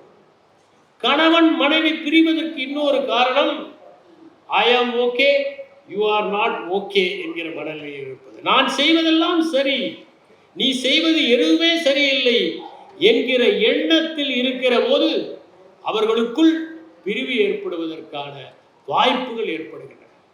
இன்னொரு பக்கம் நாம் நன்றாக கவனித்து பார்த்தால் இன்று இருப்பவர்கள் மேற்கை போல அதிக பரப்பு வெளியை நாடுகிறார்கள். தன்னுடைய இடத்தில் அடுத்தவர்கள் பிரவேசிக்க கூடாது என்கிற எண்ணம் அவர்களுக்கு உறுதியாக இருக்கிறது. இன்னொன்று, நாம் இப்படித்தான் இருக்க வேண்டும் என்கின்ற ஒரு வரையறை செய்து கொள்ளுகிற போதும் இந்த திருமணங்கள் தோல்வியிலே முடியும். நான் கேள்விப்பட்டிருக்கிறேன். என் நண்பர் ஒருவர் சொன்ன கதை இது. அவருடைய நண்பர் ஒருவர் மனைவி இறந்து தாய் இறந்து விட்டார், திருமணம் செய்து கொண்டார். மனைவி எந்த உணவு சமைத்தாலும் இதை வாயிலேயே வைக்க முடியவில்லை என்று தூக்கி எறிவார். என் அம்மா எப்படி சமைப்பார், அதை போல நீ சமைக்கிறாயா என்று தூக்கி தூக்கி எறிவார். ஒரு நாள் அந்த நண்பன் வந்ததும், என் மனைவி மோசமாக சமைக்கிறாள் என்று சொல்லி, இன்று நீ சாப்பிட்டு பார் என்று சொல்லியிருக்கிறார். மனைவி பரிமாறினார். இவன் அம்மாவின் சமையலையும் சாப்பிட்டு இருக்கிறான். இப்போது மனைவியின் சமையலை சாப்பிட்டால் அம்மாவின் சமையலை விட மனைவியின் சமையல் நன்றாக இருக்கும். ஆனால் அவருடைய ஆழ்மனத்தில் அம்மாவின் சமையல் மட்டும்தான் ருசியானது என்பது பதிந்து விட்டது. நான் ஒரு சம்பவத்தை சொல்லுகிறேன். என்னுடைய நண்பர் ஒருவர் கத்தரிக்காய் சாப்பிட மாட்டார். அவரிடம் கேட்டேன், அவர் சுத்த சைவ குடும்பத்தில் வந்தவர், கத்தரிக்காய் ஏன் சாப்பிட மாட்டேங்கிறீர்கள் என்று கேட்டேன். ஒரு நாள் சாப்பிட்டு கொண்டிருந்த போது, இது மீன் மாதிரி இருக்கிறது என்று ஒரு நண்பர் சொன்னார். அதிலிருந்து நான் சாப்பிடுவதில்லை என்றார். மீனுக்கும் இதற்கும் என்ன தொடர்பு இருக்கிறது என்று ஆழ்மனத்தில் பதிந்து விட்டது. நான் என்ன செய்ய முடியும் என்றார். ஒரு மாதம் கழித்து அவர் மீன் சாப்பிட்டுக் கொண்டிருப்பதை பார்த்தேன். அவரிடம் கேட்டேன், மீனையே சாப்பிடுகிறீர்கள், கத்திரிக்காய்? அவர் சொன்னார், இது ஆழ்மனத்தில் பதியவில்லை, அதனால் சாப்பிடுகிறேன். ஏனென்றால் ஆழ்மனம் மேல் மனத்தை விட உறுதியானது. ஆகவே அந்த மனிதர் தன்னுடைய தாய் சமைப்பது மட்டும்தான் நல்ல சமையல், வீட்டை விட்டு வெளியே போகவில்லை, எந்த சமையலையும் சாப்பிட்டதில்லை. வீட்டிலேயே ஒரு பெட்டி கடை, அதை பராமரித்து விடுகிறார். அம்மாவின் சமையல் ஒன்றுதான் அவருடைய உணவு. அதனால் நினைக்கிறார் இது மட்டும்தான் என்று. இதுதான் ஸ்டீரியோ டைப்பிங் என்று சொல்லுவார். அப்படி நீங்கள் நினைத்தால் அந்த திருமண வாழ்க்கை வெற்றி பெறுவதற்கான வாய்ப்புகள். இப்போது இருக்கிற தலைமுறை ஓவர் திங்கிங் என்று சொல்லப்படுகின்ற விளைவுகளை பற்றி நிறைய கற்பனை செய்து கொள்கிறார். எனக்கு தெரிந்த ஒரு பெண்மணி இன்னும் திருமணமாகவில்லை. அந்த பெண்மணியினுடைய தூரத்து உறவினர் ஒருவர் அந்த பெண்மணிக்கு ஏதாவது செய்ய வேண்டும் என்று ஆசைப்பட்டார். உன்னுடைய திருமணத்திற்கு ஒரு கார் வாங்கி கொடுக்க போகிறேன் என்றார். அந்த பெண்மணி சொல்கிறார், காரை முன்னாலேயே வாங்கி கொடுத்து விடுங்கள். திருமணத்தின் போது வாங்கி கொடுத்தால் நாளை ஒருவேளை விவாகரத்தானால் அவரும் பங்கு கேட்பார். இன்னும் திருமணமே ஆகவில்லை, அதற்குள் விவாகரத்து வரை போய்விட்டார். இன்னொரு பிரச்சனை, இந்த சமூக ஊடகங்கள். சந்தோஷமாக இருக்கிறார்களோ இல்லையோ, எல்லோருமே சந்தோஷமாக இருப்பதை போல காட்டிக் கொள்கிறார்கள். இந்த ஃபேஸ்புக், ட்விட்டர் போன்றவற்றில் அவர்கள் சாப்பிடுகிற உணவை கூட புகைப்படம் எடுத்து போட்டு, அல்லது எப்போதோ வாங்கிய ஒரு மோதிரத்தை போட்டு, என் கணவர் இப்போது வாங்கி கொடுத்தார் இந்த பிறந்த நாளுக்கு என்றதும், நம்முடைய கணவர் எந்த மோதிரத்தையும் வாங்கி தரவில்லையே என்கிற ஏக்கம், ஒரு பரிதாப உணர்வு, தன்னிறக்கம், கழிவிறக்கம் ஏற்பட்டு விடுகிறது. இந்த சமூக ஊடகங்களால் ஏற்படுகிற ஒரு தொல்லை. அடுத்தது, திருமணம் ஆகிறவரை சமமாக நடத்துகிறவர்கள். திருமணம் ஆன பிறகு நான் மேல் என்று நினைக்கிற போது அதை ஏற்றுக்கொள்கின்ற பக்குவம் வருவது இல்லை. ஒரு சம்பவத்தை கூறுகிறேன். என்னுடைய நண்பர் ஒருவர், அவருடைய அம்மா, கணவன் இல்லாத அம்மா, தந்தை இல்லாத அம்மாவையும் மனைவியும் அழைத்து செல்வார். அந்த மகனும் அம்மாவும் உயர் வகுப்பிலே அமர்ந்து படம் பார்ப்பார்கள். அவருடைய மனைவி குறைவான வகுப்பிலே அமர்ந்து படம் பார்ப்பார்கள். அதற்கு என்ன காரணம் என்றால், அந்த அம்மா சொல்வாராம், நான் என்னுடைய மாமியாரிடம் எவ்வளவெல்லாம் கொடுமைப்பட்டேன் என்று நினைத்து தன்னுடைய மருமகளை எப்படி நடத்துகிற பழக்கம் ஏற்பட்டது. இது இந்த திருமண வாழ்க்கை நன்றாக இருக்கும் என்று எங்கேயோ படித்து கொண்டு வந்து அதை செய்திருக்கிறார். இப்படி ஒரு கற்பனையான உலகத்திலே அவர்கள் வாழ்கிறார்கள். ஒரு புலன் மயக்கம், கல்யாணம் ஆகிற வரை ஒரு புலன் மயக்கம் இருவருக்கும் இருக்கிறது. அதனால் அந்த புலன் மயக்கத்தின் காரணமாக அவர்கள் எது செய்தாலும் அழகாக தெரிகிறது. கீட்ஸ் சொன்னார், a thing of beauty is a joy forever. அது உண்மை அல்ல. நீங்கள் மகிழ்ச்சியாக இருக்கிற போது எல்லாம் அழகாக இருக்கிறது என்பதுதான். அழகாக இருக்கிற பொருட்களால் மகிழ்ச்சி அல்ல. நீங்கள் மகிழ்ச்சியாக இருக்கிற போது எதை பார்த்தாலும் அது மகிழ்ச்சியாகத்தான் இருக்கும். ஒரு புலன் மயக்கம். வீரபாண்டியன் மனைவியில் ஜனநாதன் எழுதியிருப்பார், இந்த வயதில் கழுதை கூட அழகாகத்தான் இருக்கிறது. அப்படி ஒரு மயக்கம், அந்த புலன் மயக்கம். ஒரு சந்தர்ப்பவாதம், இருவரும் ஒரே இடத்தில் பணிபுரிகிறோம், அந்த சம்பளம் வந்தால் நன்றாக இருக்கும். இப்போதெல்லாம் சொல்லுகிறார்கள் டிங்க் என்று. டிங்க் என்றால் டபுள் இன்கம் நோ கிட்ஸ் என்று பொருள். இருவரும் சம்பாதிக்கிறார்கள், குழந்தைகள் இல்லை என்கிற ஒரு வரைமுறை இருக்கிறது. சந்தர்ப்பவாதத்தின் காரணமாகவும் அது ஏற்படுகிறது. இன்னொரு பக்கம் பார்த்தால் நடைமுறை வாழ்க்கையை பற்றி அவர்கள் புரிந்து கொள்ளாமல் இருப்பது. நடைமுறை வாழ்க்கை என்றால் என்ன? பொறுப்புகளை ஏற்றுக்கொள்ளாமல் இருப்பது. திருமணம் என்றாலே பொறுப்பு தான். கணையாடியிலே ஒரு கதை. இவன் கதை எழுதுகிறான், மனைவி வருகிறாள், நம் வீட்டில் அரிசி பருப்பு கூட இன்னும் வாங்கவில்லை, நீங்க அதற்குள் கதை எழுதுகிறீர்களா என்று வாங்கி அந்த காகிதத்தை பிரித்து எறிந்து விட்டான். இவன் இரவு படுத்துக்கொண்டு யோசிக்கிறான், நம்மை ஒருத்தி நேசித்தால் நம் கதைகளையே நேசிப்பார், ஒவ்வொரு வரியையும் மனப்பாடம் செய்து எவ்வளவு அழகாக இருக்கிறது என்று சொல்லுவார். மருத்துவர் சிவகடாட்சம் அவருடைய மனைவி இன்னமும் சொல்லிக் கொண்டிருக்கிறார். அப்படி அவள் காதலிக்கிற போது சொல்லுவார், எவ்வளவு என்னுடைய கவிதைகளை நேசிப்பார், இப்போது ஒருத்தி இருக்கிறாளே, நான் எழுதுவதை கிழித்தல்லவா எறிகிறார் என்று அவன் நினைத்து கொண்டு பிறகு அவனே ஆறுதல் அடைகிறான். அவள் தானே இவள், அவளை தானே கல்யாணம் செய்து கொண்டோம், ஆனால் என்ன செய்வது, நடைமுறை வாழ்க்கைக்கு இப்படித்தானே இவள் இருக்க முடியும், என்ன செய்வது என்று அந்த கதை, கணையாடியிலே வந்த கதை முடிந்துவிட்டது. நடைமுறை வாழ்க்கையை சிந்திக்க வேண்டும். அதை போலவே இன்னமும் சமூக ஊடகங்களை பற்றி பார்த்து அவற்றையே நாம் நினைத்துக் கொண்டிருப்பது போன்றவையும் பல நேரங்களில் இந்த இணைந்தவர்களுடைய பிரிவையும் ஏற்படுத்தி விடுகிறது. இன்று அந்த நாளிதழிலே வந்ததைப் போல மனமுறிவுகள் ஏன் அதிகமாகி இருக்கின்றன? ஒரு முறை ஜெயகாந்தனுடைய அக்னி பிரவேசத்தையும் புதுமைப்பித்தன் எழுதிய அந்த பொன்னகரம் என்கின்ற கதையும் பற்றி ஒரு விமர்சனத்தை படித்தேன். ஜெயகாந்தன் அக்னி பிரவேசத்தை எழுதிய காலத்தில் இப்படி ஒரு கதையை எழுதலாமா என்கிற விவாதம் நடந்தது.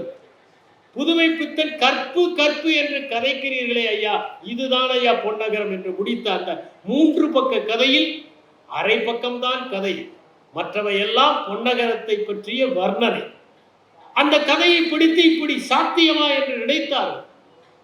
ஆனால் இன்று அந்த கதை எந்த விதமான சலசலப்பையும் ஏற்படுத்தாது. ஏனென்றால் அதை விட சமூகம் வேறு மாதிரியாக இருக்கிறது. இதை ஏற்றுக்கொள்கிற சமூகம் வந்துவிட்டது. அப்படி சமூகம் ஒரு காலத்தில் மனமுறிவு என்றால் வேறு விதமாக பார்த்தார்கள், இன்று சகஜமாக ஏற்றுக்கொள்ள ஆரம்பித்து விட்டார்கள். ஒரு காலத்தில் அவர்கள் வாழாவெட்டி என்கிற பட்டத்தை கொடுத்தார்கள், அந்த கரை இருந்தது, இன்று அந்த கரை இல்லை. சமூகம் இவற்றை எல்லாம் ஏற்றுக்கொண்டது. சமூகம் இவற்றை பற்றி எல்லாம் கவலைப்படுவதே இல்லை. ஏனென்றால் இதைவிட பெரிய கவலை அவர்களுக்கு இருக்கிறது.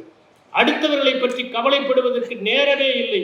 அடுக்ககங்களிலே அமுங்கி போய்விடுகிற ஒரு சமூகத்திலே ஒருவர் இதை பற்றி எல்லாம் கவலைப்பட்டு கொண்டு இருக்க முடியாது என்கிற நிலைமை உருவாகிவிட்டது. கிழக்கிலும் சரி மேற்கை போல தனிப்பட்ட சிந்தனைகள் தூக்கலாக இருக்க ஆரம்பித்திருக்கிறது. என்னுடைய பிரதேசத்திற்குள் நீ நுழையக்கூடாது என்கிற எண்ணம் ஏற்பட்டு விட்டது. இன்று பெண்கள் நன்றாக படித்திருக்கிறார்கள், ஆண்களை சார்ந்திருக்க வேண்டிய அவசியம் இல்லை. சில இடங்களில் பெண்கள் ஆண்களை விட அதிகம் சம்பாதிக்கிறார்கள், சொந்த காலிலே நிற்க முடியும் என்கிற வைராக்கியம் இருக்கிறது. எனவே அவர்கள் விவாகரத்து செய்வதற்கு துணிச்சலாக இருக்கிறார். இன்னொரு பக்கம் பார்த்தால் பெற்றோரும் இதை ஏற்றுக்கொள்கிறார்கள். நீ கணவன் வீட்டிலே இம்சை பெறுவதை விட இங்கே வந்துவிடு. ஒரு காலத்திலே சொல்வார்கள், வந்தால் நீ கணவனோடு தான் வீட்டுக்கு வர வேண்டும் என்று. இப்போது தனியாக வந்தாலும் சரி பெண்ணை ஏற்றுக்கொள்கிற ஒரு பக்குவம் வந்துவிட்டது. எளிதாக சட்ட உதவிகள் கிடைக்கிறது, விவாகரத்து செய்துவிடலாம் என்கிற நிலைமை. இன்னொன்று நான் சொல்லுகிறேன், 24 மணி நேரமும் ஒருவரோடு வாழ்வது என்பது உலகத்திலேயே சிரமமான ஒரு செயல். சிக்மண்ட் ஃப்ராய்டு சொன்னார், நீங்கள் 24 மணி நேரம் மட்டும் உண்மையே பேசுவது என்று முடிவெடுத்தால் எல்லா உறவுகளுமே அருந்துவிடும் என்று சொன்னார். உறவுகள் எல்லாம் நீடித்திருப்பதற்கு காரணமே பொய்களால் நாம் முட்டு கொடுப்பதால் தான். எனவே அவ்வப்போது பொய்களை சொல்லுவது திருமணத்திற்கு நல்லது என்பது அதிலிருந்து தெரியும். அது 24 மணி நேரமும் வாழ்வது என்பது சிரமம். அதை போலவே மற்றவர்களை பார்த்து மற்றவர்கள் எல்லாம் மகிழ்ச்சியாக இருப்பதை போன்ற பிம்பத்தை சமூக ஊடகங்கள் கட்டமைக்கின்றன. தவறான தொடர்புகள் சமூக ஊடகங்களால் எளிதில் ஏற்பட்டு விடுகின்றன. என்னுடைய வளர்ச்சியும் முக்கியம் என்று நினைக்கிற மனப்பான்மை ஆணுக்கும் வந்துவிட்டது, பெண்ணுக்கும் வந்துவிட்டது. குடும்பத்திற்காக நான் தியாகம் செய்வேன், என்னுடைய பதவி உயர்வு வேண்டாம் என்று எழுதி கொடுத்தவர்களை நான் பார்ப்போம். என் பணியே வேண்டாம், என்னுடைய சொந்த ஊரிலே எது கிடைத்தாலும் பரவாயில்லை என்று நினைக்கின்ற குடும்பங்கள் இன்று என்னுடைய சொந்த வளர்ச்சி முக்கியம் என்று நினைக்கிற மனப்பான்மையை வளர்த்து கொண்டிருப்பதை நாம் பார்க்க முடிகிறது. இந்த சூழலில் தான் இன்று இந்த விவாகரத்துகள் அதிகமாகிக் கொண்டிருக்கிறது. இது எந்த விதமான பாதிப்பை ஏற்படுத்துகிறது? உணர்ச்சி ரீதியான பாதிப்புகள். பெற்றோரை பொறுத்தவரை வருத்தம், தொய்வு, மனச்சோர்வு போன்றவை ஏற்படுகிறது. என்ன செய்வது? சரி, ஒரு வீம்புக்காக நாம் வெளியே வந்து விட்டோம், நாளையிலிருந்து தனியாக எப்படி வாழப்போகிறோம் என்கிற ஒரு குழப்பம் ஏற்படுகிறது. குழந்தைகளை பொறுத்தவரை அவற்றுக்கு என்னவென்றே புரிவதில்லை. ஒரு தெளிவின்மை, ஒரு வகையிலே மன அயற்சி, புரியாத ஒரு தன்மை. நீங்கள் நினைத்து பாருங்கள், ஒரு குழந்தை நாளையிலிருந்து உன் தந்தையோடு பேசக்கூடாது என்று தாய் சொன்னால் அந்த குழந்தை எப்படிப்பட்ட இன்னலுக்கு உள்ளாகும் என்பதை நினைத்து பாருங்கள். அந்த வேதனை எப்படி ஏற்படும்? அடுத்ததாக பண ரீதியான பிரச்சனைகள், சொத்துக்களை பிரிப்பதில் தகராறு, விவாகரத்து பெறுவதில் ஏற்படுகிற செலவுகள் ஒரு பக்கம். சில நேரங்களில் ஒருவர் வீம்புக்கு இதை இழுத்தடித்தால் நிறைய பணம் செலவாகிறது. அதற்கு எங்கே போவது? வேலைக்கு போகாத பெண்ணாக இருந்தால் எப்படி செலவு செய்ய முடியும்? திருமணத்திற்கே அவ்வளவு செய்து விட்டோமே என்கிற சூழல் ஏற்படும். சொத்துக்களை வாங்குகிற போது இது என்னுடைய சொத்து என்று நினைத்து வாங்குவதில்லை. கணவன் நம்மோடு இருக்க போகிறார், மனைவி நம்மோடு இருக்க போகிறார் என்கிற எண்ணத்தில் அந்த சொத்தை வாங்குகிறார்கள். இதிலே ஒரு சிக்கல். அந்த குழந்தைகளுக்கு எந்த பெற்றோரிடம் வளர்வது என்கிற ஒரு பிரச்சனை. நீங்கள் நினைத்து பாருங்கள், 2 பேரிடமும் வளர்க்கிற ஒரு குழந்தை எவ்வளவு ஆரோக்கியமாக இருக்கும். ஒரே பெற்றோரிடம் வளர்கிற போது இன்னொரு பக்கத்தை அது இழந்து விடுகிறது. அது எந்த பெற்றோரிடம் நாம் வளரப்போகிறோம் என்று சிந்திக்கும். அதற்கு பள்ளியிலே ஒரு மன அழுத்தம் ஏற்படும். அனுசரித்துக் கொள்வதில் ஒரு பிரச்சனை. நேற்று வரை அம்மா திட்டினால் அப்பா என்று ஓடும், அப்பா திட்டினால் அம்மா என்று ஓடி கட்டிப்பிடித்துக் கொள்ளும். இன்று அது எதை சமாளிக்க போகிறது? இது அந்த பெண்ணுடைய வாழ்க்கையிலே போக போக என்ன பிரச்சனை? ஒரு மங்கள நிகழ்வு நடந்தால் அழைக்க மாட்டார்கள். குழந்தையின் திருமணம் என்று வந்தால் அங்கே சில பிரச்சனைகள்.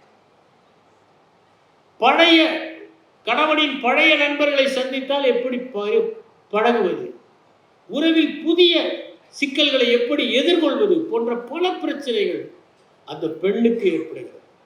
சமூகத்திலே அவருடைய அந்த சமன்பாடு என்பது மாற்றி அமைக்கப்படுகிறது. ஒவ்வொரு நாளும் அவள் சிக்கலை சந்திப்பார். இதுநாள் வரை நம்முடன் பேசிக் கொண்டிருந்தவர்கள் முகத்தை திருப்பிக் கொண்டு போகிறார்கள் என்கிற நிலைமை. உளரீதியான பிரச்சனைகள், அது மனநலத்தையும் பாதிக்கும், உடல் நலத்தையும் பாதிக்கும். பல நாட்கள் தூக்கம் இல்லாமல் இருப்பார்கள். மனச்சோர்வு ஏற்படும், மன தொய்வு ஏற்படும், மன அழுத்தம் ஏற்படும். இவற்றையெல்லாம் தாண்டித்தான் அவர்கள் செல்ல வேண்டிய சூழல். இவையெல்லாம் அவர்களை பாதிக்கும். அந்த குழந்தை ஒற்றை பெற்றோரிடம் வளர்கிற அந்த குழந்தை எப்படி பாடுபடும் என்பதை நினைத்து பாருங்கள். அந்த குழந்தைக்கு முதலாவது பிரச்சனை உணர்ச்சி ரீதியான பிரச்சனை. எந்த தெளிவும் இல்லை, குழப்பம், அயற்சி, புரியாத ஒரு தன்மை ஏற்படும். உளரீதியான பாதிப்புகள் ஏற்படும். ஒரு பெற்றோரிடம் வளர்கிற ஒரு குழந்தை தந்தையிடம் அதிக பாசம் வைத்து தந்தையிடம் இருந்து விலகி இருக்க நேர்விட்டால் அந்த ஒரே ஒரு பிரச்சனை வாழ்நாள் முழுவதும் அந்த குழந்தையை வாட்டி வதைக்கும். ஒருவேளை தாயிடமே முதலில் இருந்து அதற்கு பிடிப்பு, தந்தையிடம் பிடிப்பு இல்லை என்றால் பிரச்சனை இல்லை. தந்தையிடம் சில குழந்தைகள் ஒட்டிக்கொள்ளும், பெண் குழந்தைகள் ஒட்டிக்கொள்ளும். சரி, தந்தையோடு இருந்து விடட்டும் என்று அந்த தாய் நினைப்பதில்லை. இங்கே தன்முனைப்பு, வீம்பு, நான் வளர்ப்பேன் என்கிற பிடிவாதம். அப்படி வளர்க்கிற போது அந்த குழந்தை எதையோ பறிகொடுத்து திருவிழாவில் வீதியில் தொலைந்து போனதை போன்ற ஓர் எண்ணத்தோடு அது வாழும். இன்னொரு பக்கம் பார்த்தால் அதற்கு பள்ளியிலே அனுசரித்துக் கொள்வதில் பிரச்சனை, படிப்பில் பின்தங்குதல், சகமானவருடைய அழுத்தம். உங்க அப்பா என்ன ஆனார், வரவில்லையா? எல்லா பெற்றோரும் ஜோடியாக வருவார்கள் பள்ளியிலே நடக்கிற ஆண்டு விழாவிற்கு. இந்த குழந்தை மாத்திரம் அம்மாவோடு போகும், மற்றவர்கள் எல்லாம் கேட்பார்கள். அந்த கேள்வியை எப்படி எதிர்கொள்வது? இருவரும் இருந்தபோது பொருளாதாரம் நன்றாக இருந்தது, நன்றாக பார்த்து கொண்டார்கள்.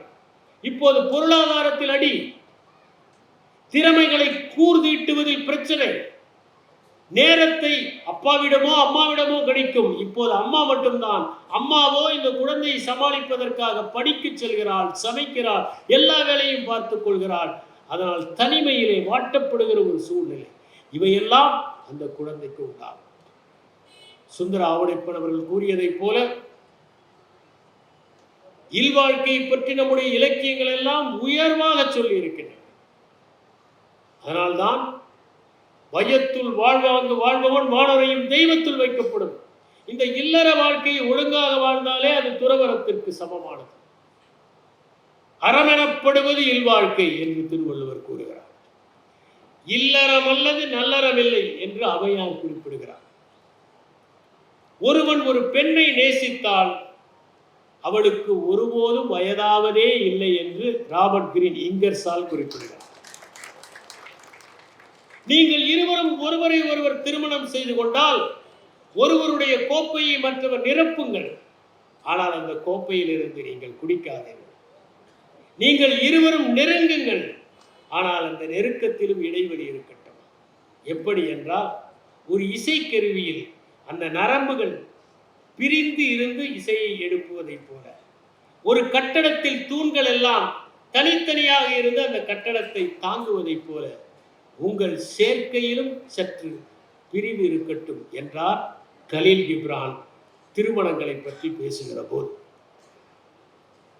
குட்டி இளவரசன் என்கிற புத்தகத்தை எழுதிய ஆந்தன் டி எக்ஸப்ரே என்பவர், காதல் என்பது இருவரும் ஒருவரை ஒருவர் பார்த்துக் கொள்வதல்ல, ஒரே திசையில் பார்ப்பது என்று சொன்னார். ஒருவரை ஒருவர் பார்ப்பதில்ல, ஒரே பார்வையோடு ஒரே லட்சியத்தோடு இருப்பது என்று குறிப்பிட்டார். தொல்காப்பியர் கூட கூறுகிறார், பிறப்பிய குடிமை ஆண்மை ஆண்டோடு உருவு நிறுத்த காமவாயில் நிறைவே அருளே உணர்வுடு திருவென முறையிற கிளர்ந்த ஒப்பினது வகையே என்று இருவரும் எப்போது ஒன்றாக இருப்பார்கள் என்பதை குறிப்பிடுகிறார். நாம் பார்க்க வேண்டியது என்னவென்றால், இந்த திருமணம் என்கின்ற அமைப்பு வெற்றி பெறுவதற்கு நாம் என்ன செய்ய வேண்டும் என்பதுதான். ஜான் காட்மேன் என்கிற ஒரு மனையியல் வல்லுநர் 7 ways to make a marriage work என்கிற ஒரு புத்தகத்தை எழுதியிருக்கிறார். அவர் வாஷிங்டன் பல்கலைக்கழகத்தில் லவ் லேப் என்கிற ஒன்றை தொடங்கியவர். அவர் 14 ஆண்டுகளாக 650 ஜோடிகளை உற்று கவனித்து பரிசோதனைகள் செய்தார். பிரிந்து போகிற நிலையில் இருந்த பல பேரை சேர்த்து வைக்கிற பெருமையை அவர் செய்தவர்.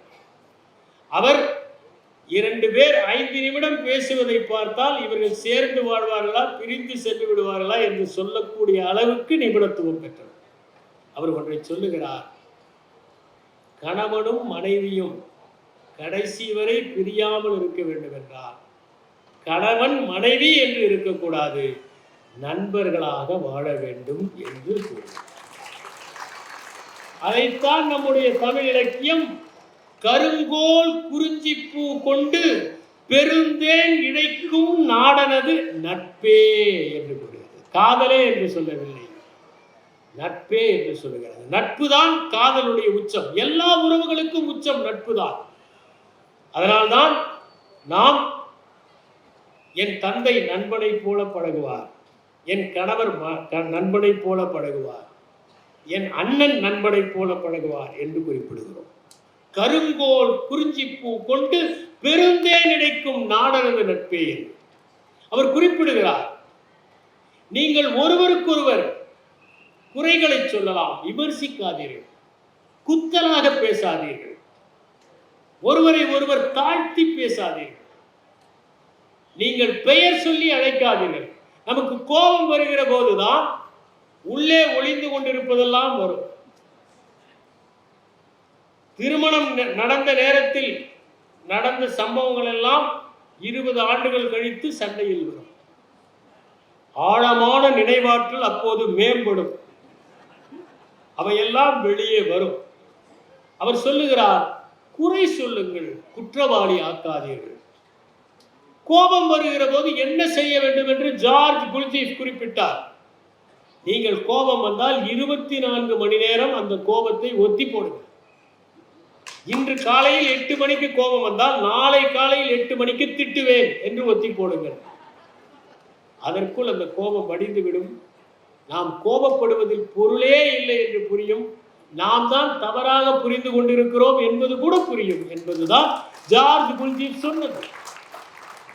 ரவீந்திரநாத் தாகூர் லெட்டர்ஸ் டு பெங்கால் என்கிற புத்தகத்தில் ஒரு சம்பவத்தை குறிப்பிடுகிறார். அவருடைய பணிப்பெண் ஒரு நாள் வேலைக்கு வரவில்லை. அடுத்த நாள் வருகிறார். ரவீந்திரநாத் ஏன் வரவில்லை என்று கண்டுபிடித்து விடுகிறார். அந்த காலத்தில் கைபேசி எல்லாம் இல்லை, எனவே பொய் சொல்ல வாய்ப்பில்லை. கைபேசியை வைத்துக்கொண்டு அப்போதுதான் அலுவலகத்தில் இருந்து கிளம்பி இன்னும் 5 நிமிடத்தில் வந்து விடுவேன் என்று நம் நேரத்தில் துண்டி போடுகிறார்களே, அவற்றை எல்லாம் செய்ய முடியாது. அடுத்த நாள் வந்ததும் கோபப்பட்டு கத்தி விடுகிறார். அந்த பெண் சிறிது நேரம் கழித்து கண்களை கசக்கிக் கொண்டு சொன்னார், நேற்று என் அம்மா இறந்து விட்டார், அதனால் வர முடியவில்லை.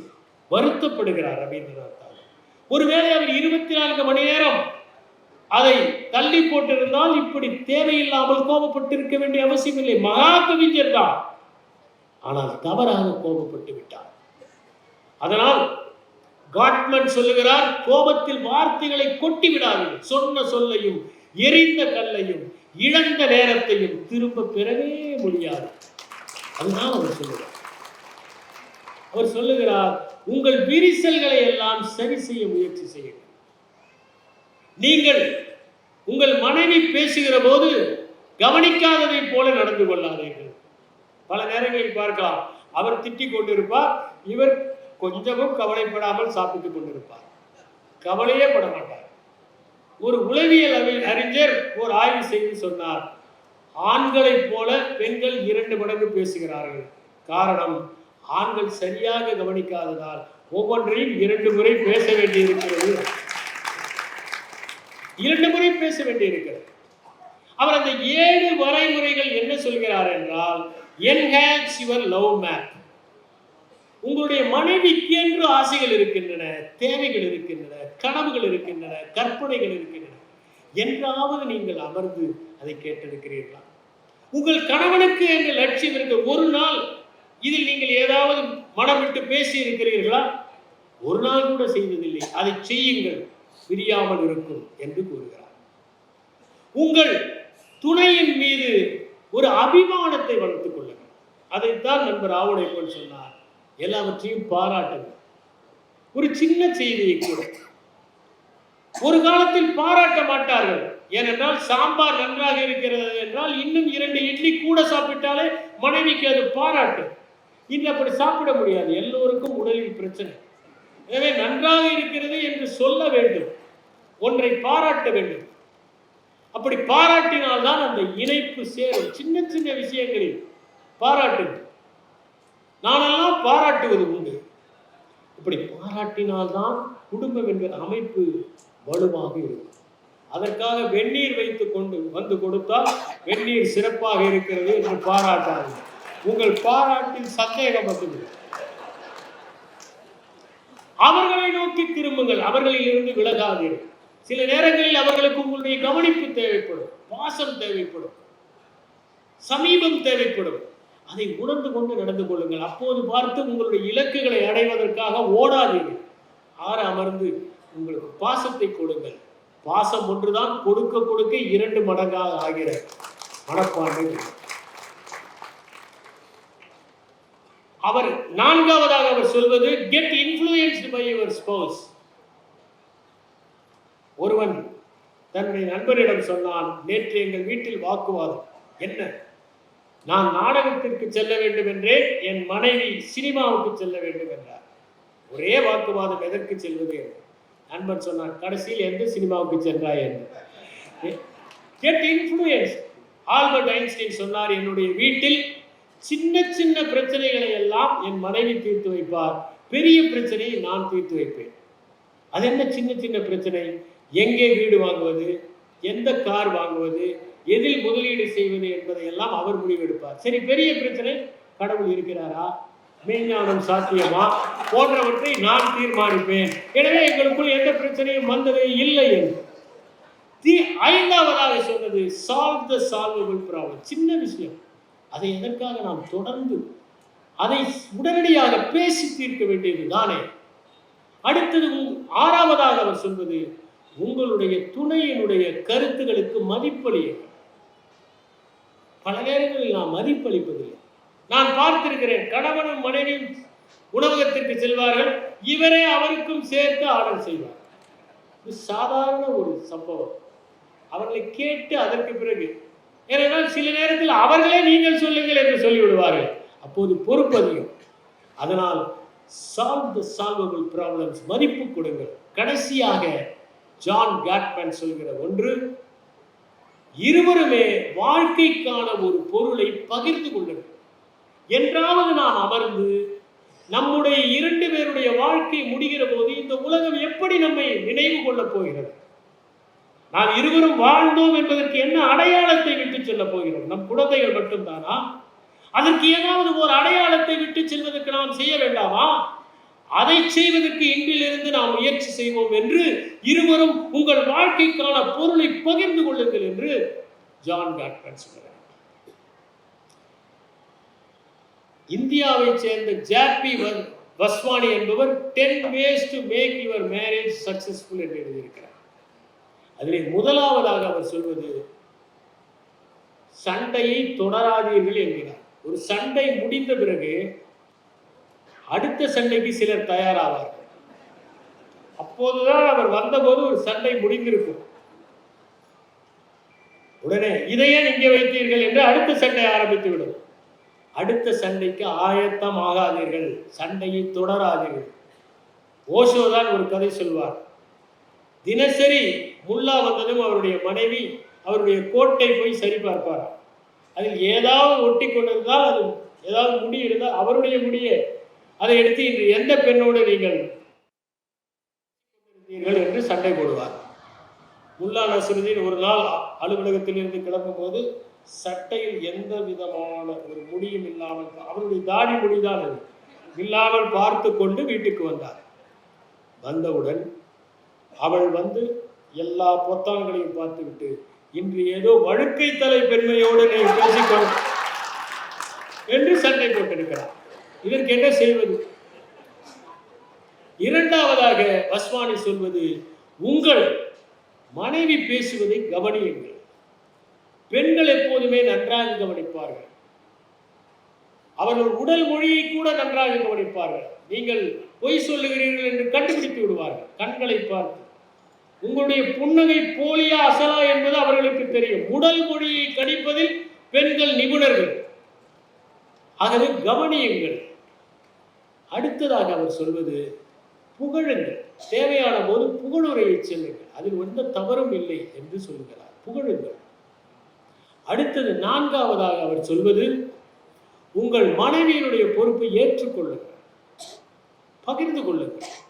ஐந்தாவதாக அவர் சொல்வது, பிழையில்லாமல் இருக்க வேண்டும் என்று எதிர்பார்க்காதீர்கள். ஆணுக்கும் சரி பெண்ணுக்கும் சரி, யாருமே பூரணமானவர்கள் அல்ல. நாம் எல்லோரும் பூரணமாக இருந்தால் இந்த உலகம் அசிங்கமாக இருக்கும். நாம் கச்சிதம் இல்லாமல் இருப்பதால் தான் இந்த உலகம் அழகாக இருக்கிறது. உலகமே கச்சிதமாக இல்லை, அது தன்னை புதுப்பித்துக் கொண்டே இருக்கிறது. வளர்வதற்கு வாய்ப்பு வேண்டும் என்றால் கச்சிதமாக இல்லாமல் இருக்க வேண்டும். அடுத்ததாக மன்னிக்க கற்றுக்கொள்ளுங்கள். உலகத்திலேயே மன்னிப்பு என்கின்ற ஒற்றை சொல்லால் தான் இது இனிமையாக இன்னும் பல உறவுகள் நீடித்துக் கொண்டிருக்கிறது. தவறுகளை பொருட்படுத்தாதீர்கள் என்கிறார். எட்டாவதாக அவர் சொல்வது, நகைச்சுவை உணர்வோடு.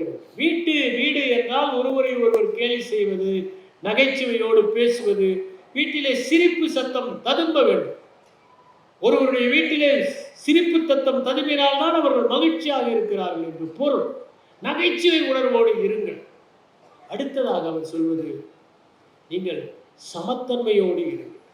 இருவரும் சமமாக ஒருவரை ஒருவர் கவனித்துக் கொண்டு அன்பாக இருங்கள். 10ஆவதாக அவர் சொல்வது, துயரத்திலோ கவலையிலோ நீங்கள் மிகப்பெரிய பங்கை வகியுங்கள்.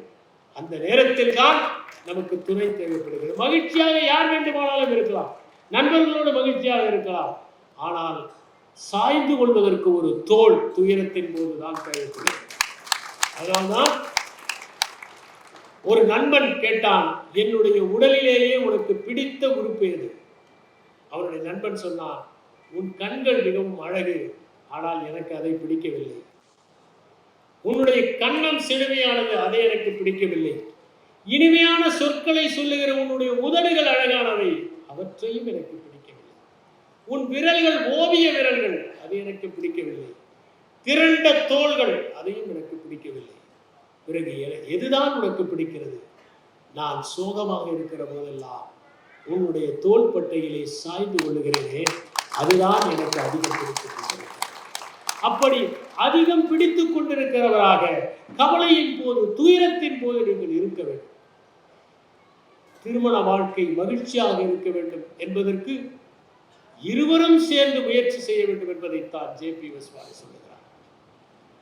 ஒருவர் தன்னுடைய நண்பரிடம் சொன்னார், நானும் என் மனைவியும் 20 ஆண்டுகள் மகிழ்ச்சியாக இருந்தோம், அதற்கு பிறகு திருமணம் செய்து கொண்டோம் என்று சொன்னார்.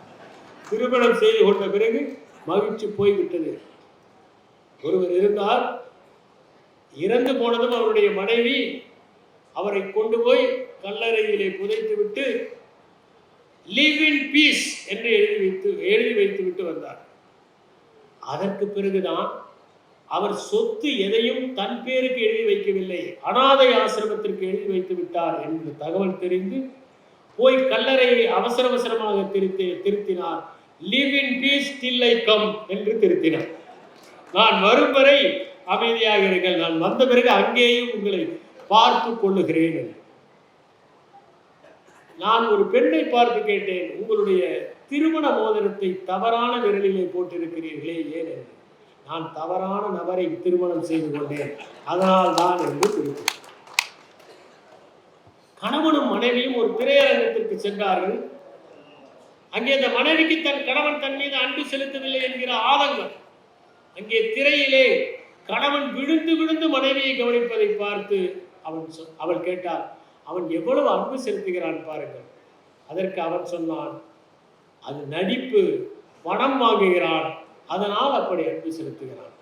அவர்கள் உண்மையிலேயே கணவன் மனைவி என்று சொன்னதும் இவன் சொன்னான், அவன் சிறந்த நடிகராக இருக்க வேண்டும், இதை நான் ஒத்துக்கொள்கிறேன்.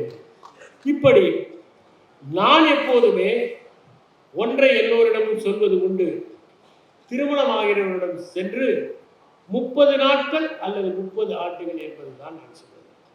நீங்கள் திருமணமானதும் 30 நாட்கள் உங்களுடைய துணை எதை செய்தாலும் அமைதியாக இருந்தால், ஏற்றுக்கொண்டால், அதற்கு பிறகு 30 ஆண்டுகள் உங்களுக்குள் எந்த விரிசலும் வராது. ஏன் வராது என்றால், அதற்குள் நீங்கள் உங்களுக்குள் ஒருவர் புரிந்து கொண்டு நடக்க ஆரம்பிக்கும். இந்த முதல் 30 நாட்கள் தான் முக்கியமானவை. அப்போது எந்த பிணக்கு வந்தாலும், தகராறு வந்தாலும் காலமெல்லாம் நீடித்து நிற்கும். ஏனென்றால் நான் சொன்னதை போல 24 மணி நேரம் ஒருவரோடு வாழ்வது என்பது மிகவும் சிரமம். சூடாமணி என்கின்ற அற்புதமான எழுத்தாளர் மனவிளக்கை பற்றி 2 கதைகள் எழுதியிருக்கிறார். ஒன்று பூமியிலும் பெரிது என்பது. அதிலே மேனகா அருணகிரி என்பவர், மேகலா அருணகிரி இருவரும் ஒருவருக்கு ஒருவர் அனுசரித்துக் கொள்ளாமல் பிரித்து சென்று விடுகிறார். காரணம், அருணகிரிக்கு ஒரு பொசசிவ்னஸ், அவளை குறை சொல்லிக் கொண்டே இருக்கிறார். அவள் எதை உடுத்தினாலும் மற்ற ஆண்கள் பார்ப்பதற்காகத்தான் உடுத்துகிறாய், உன்னுடைய சோசியல் சர்வீஸ் நண்பர்களிடம்தான் நீ இணக்கமாக இருப்பாய், அவர்களுக்குத்தான் சூடாக காப்பி கொடுப்பாய் என்றெல்லாம் சொல்கிறார். பாலு என்கின்ற ஒரு நல்ல மனிதர் அவரிடம் சமரசம் செய்து வைக்கிறார். ஒரு பேனாவை 2 பேருடைய பெயரையும் போட்டு பரிசீலிக்கிறார். அதற்கு பிறகு அவர்கள் சேர்ந்து வாழ ஆரம்பிக்கிறார்கள். இப்போது அவன் எது சொன்னாலும் சரி என்று முடிவெடுத்து விடுகிறார். அவனுக்கு பட்சணம் கொடுக்கிறாள், காப்பி வேண்டும் என்கிறாள், ஓடிப்போய் போட்டுக் கொண்டு வருகிறாள். ஏன் முதலிலேயே கொண்டு வந்திருக்கலாமே? அவளுக்கு ஞாபகம் வருகிறது, ஒரு முறை இப்படி கொடுத்ததற்கு உன்னுடைய நண்பர்களுக்கெல்லாம் சூடான காப்பி கொடுப்பாய், எனக்கு மட்டும் ஆறி போய் கொடுப்பாயா என்று அவன் திட்டியது. சரி, நாம் இருவரும் இன்று வெளியே திரைப்படத்துக்கு போகலாம் என்கிறான். அவள் போய் புடவை எடுத்து வைக்கிறாள். இருப்பதிலே மட்டமான ஒரு புடவை உடுத்துகிறாள். ஏனென்றால் விலையுயர்ந்த புடவை உடுத்தினால் எல்லோர் கண்ணும் படுகிற மாதிரி நீ உடுத்தி கொண்டு வருகிறாயா என்று அவன் கேட்பான் என்பதற்காக. இப்படி பார்த்து பார்த்து அவள் செய்கிறாள். கடைசியில் இருவரும் ஒருவரை ஒருவர் பிரித்திருக்க முடியாது என்று ஒத்துக்கொண்டு ஒன்றாக வாழ முயற்சி செய்கிறார்கள் என்று இன்னொரு முறை என்கின்ற இந்த கதை. எனவே வாழ்க்கை என்பது ஒரு முறைதான் வருகிறது. ஒரு முறை வருகிற இந்த வாழ்க்கையை நாம் ஒருவருக்கொருவர் புரிந்து கொண்டு இனிமையாக கழிக்கிற போதுதான் இல்லறம் திரு சுந்தர ஆவுடைப்பன் அவர்கள் சொன்னதைப் போல நல்லறமாக மாறும், இனிய அறமாக மாறும். ஒரே ஒரு சம்பவம். ஒரு நாள் ஒரு பெண்மணி கணவன் படுக்கையிலே இருக்கிற போது ஒரு ஓவியரிடம் சென்று என்னை ஒரு படமாக வரைந்து தர வேண்டும் என்று கேட்கிறார். அவன் படத்தை தத்ரூபமாக வரைந்து விடுகிறான். அவன் சொல்லுகிறாள், படம் நன்றாகத்தான் இருக்கிறது, ஆனால் என் கழுத்தில் ஒரு வைர அட்டிகை நீங்கள் போட வேண்டும். இவளுக்குத்தான் உடல் நலம் சரியில்லை, கணவன் நன்றாக இருக்கிறான். உடல் நலம் சரியில்லாத நேரத்தில் இவள் ஓவியம் கேட்கிறாளே என்று நினைத்துக் கொண்டுதான் அந்த ஓவியம் தீட்டுகிறாள். இவள் சொல்லுகிறாள், என்னுடைய கழுத்தில் வைர அட்டிகை இருப்பதைப் போல நீங்கள் வரைய வேண்டும். அவன் கேட்கிறான், உங்கள் கழுத்தில் வைர அட்டிகை இல்லையே, எதற்காக வரைய வேண்டும்? செயற்கையாக இருக்கும். இல்லை இல்லை, வரையுங்கள். ஏன்? ஏனென்றால் நான் இன்னும் 1-2 மாதங்களில் செத்து போய் விடுவேன். சாவதற்குள் என் கணவரிடம் ஒரு சத்தியம் ஆகுவேன். எங்களுடைய வரவேற்பறையில் இந்த படத்தை தவறாமல் மாட்டி வைக்க வேண்டும் என்று. அவன் ஒருவேளை வேறு திருமணம் செய்து கொண்டால் வரப்போகிற மனைவி தினசரி அந்த வைராட்டிகை எங்கே, வைராட்டிகை என்று அவனை நச்சரிப்பார். அந்த நிம்மதி போதும் என்று சொல்லுகிறார். நன்றி, வணக்கம்.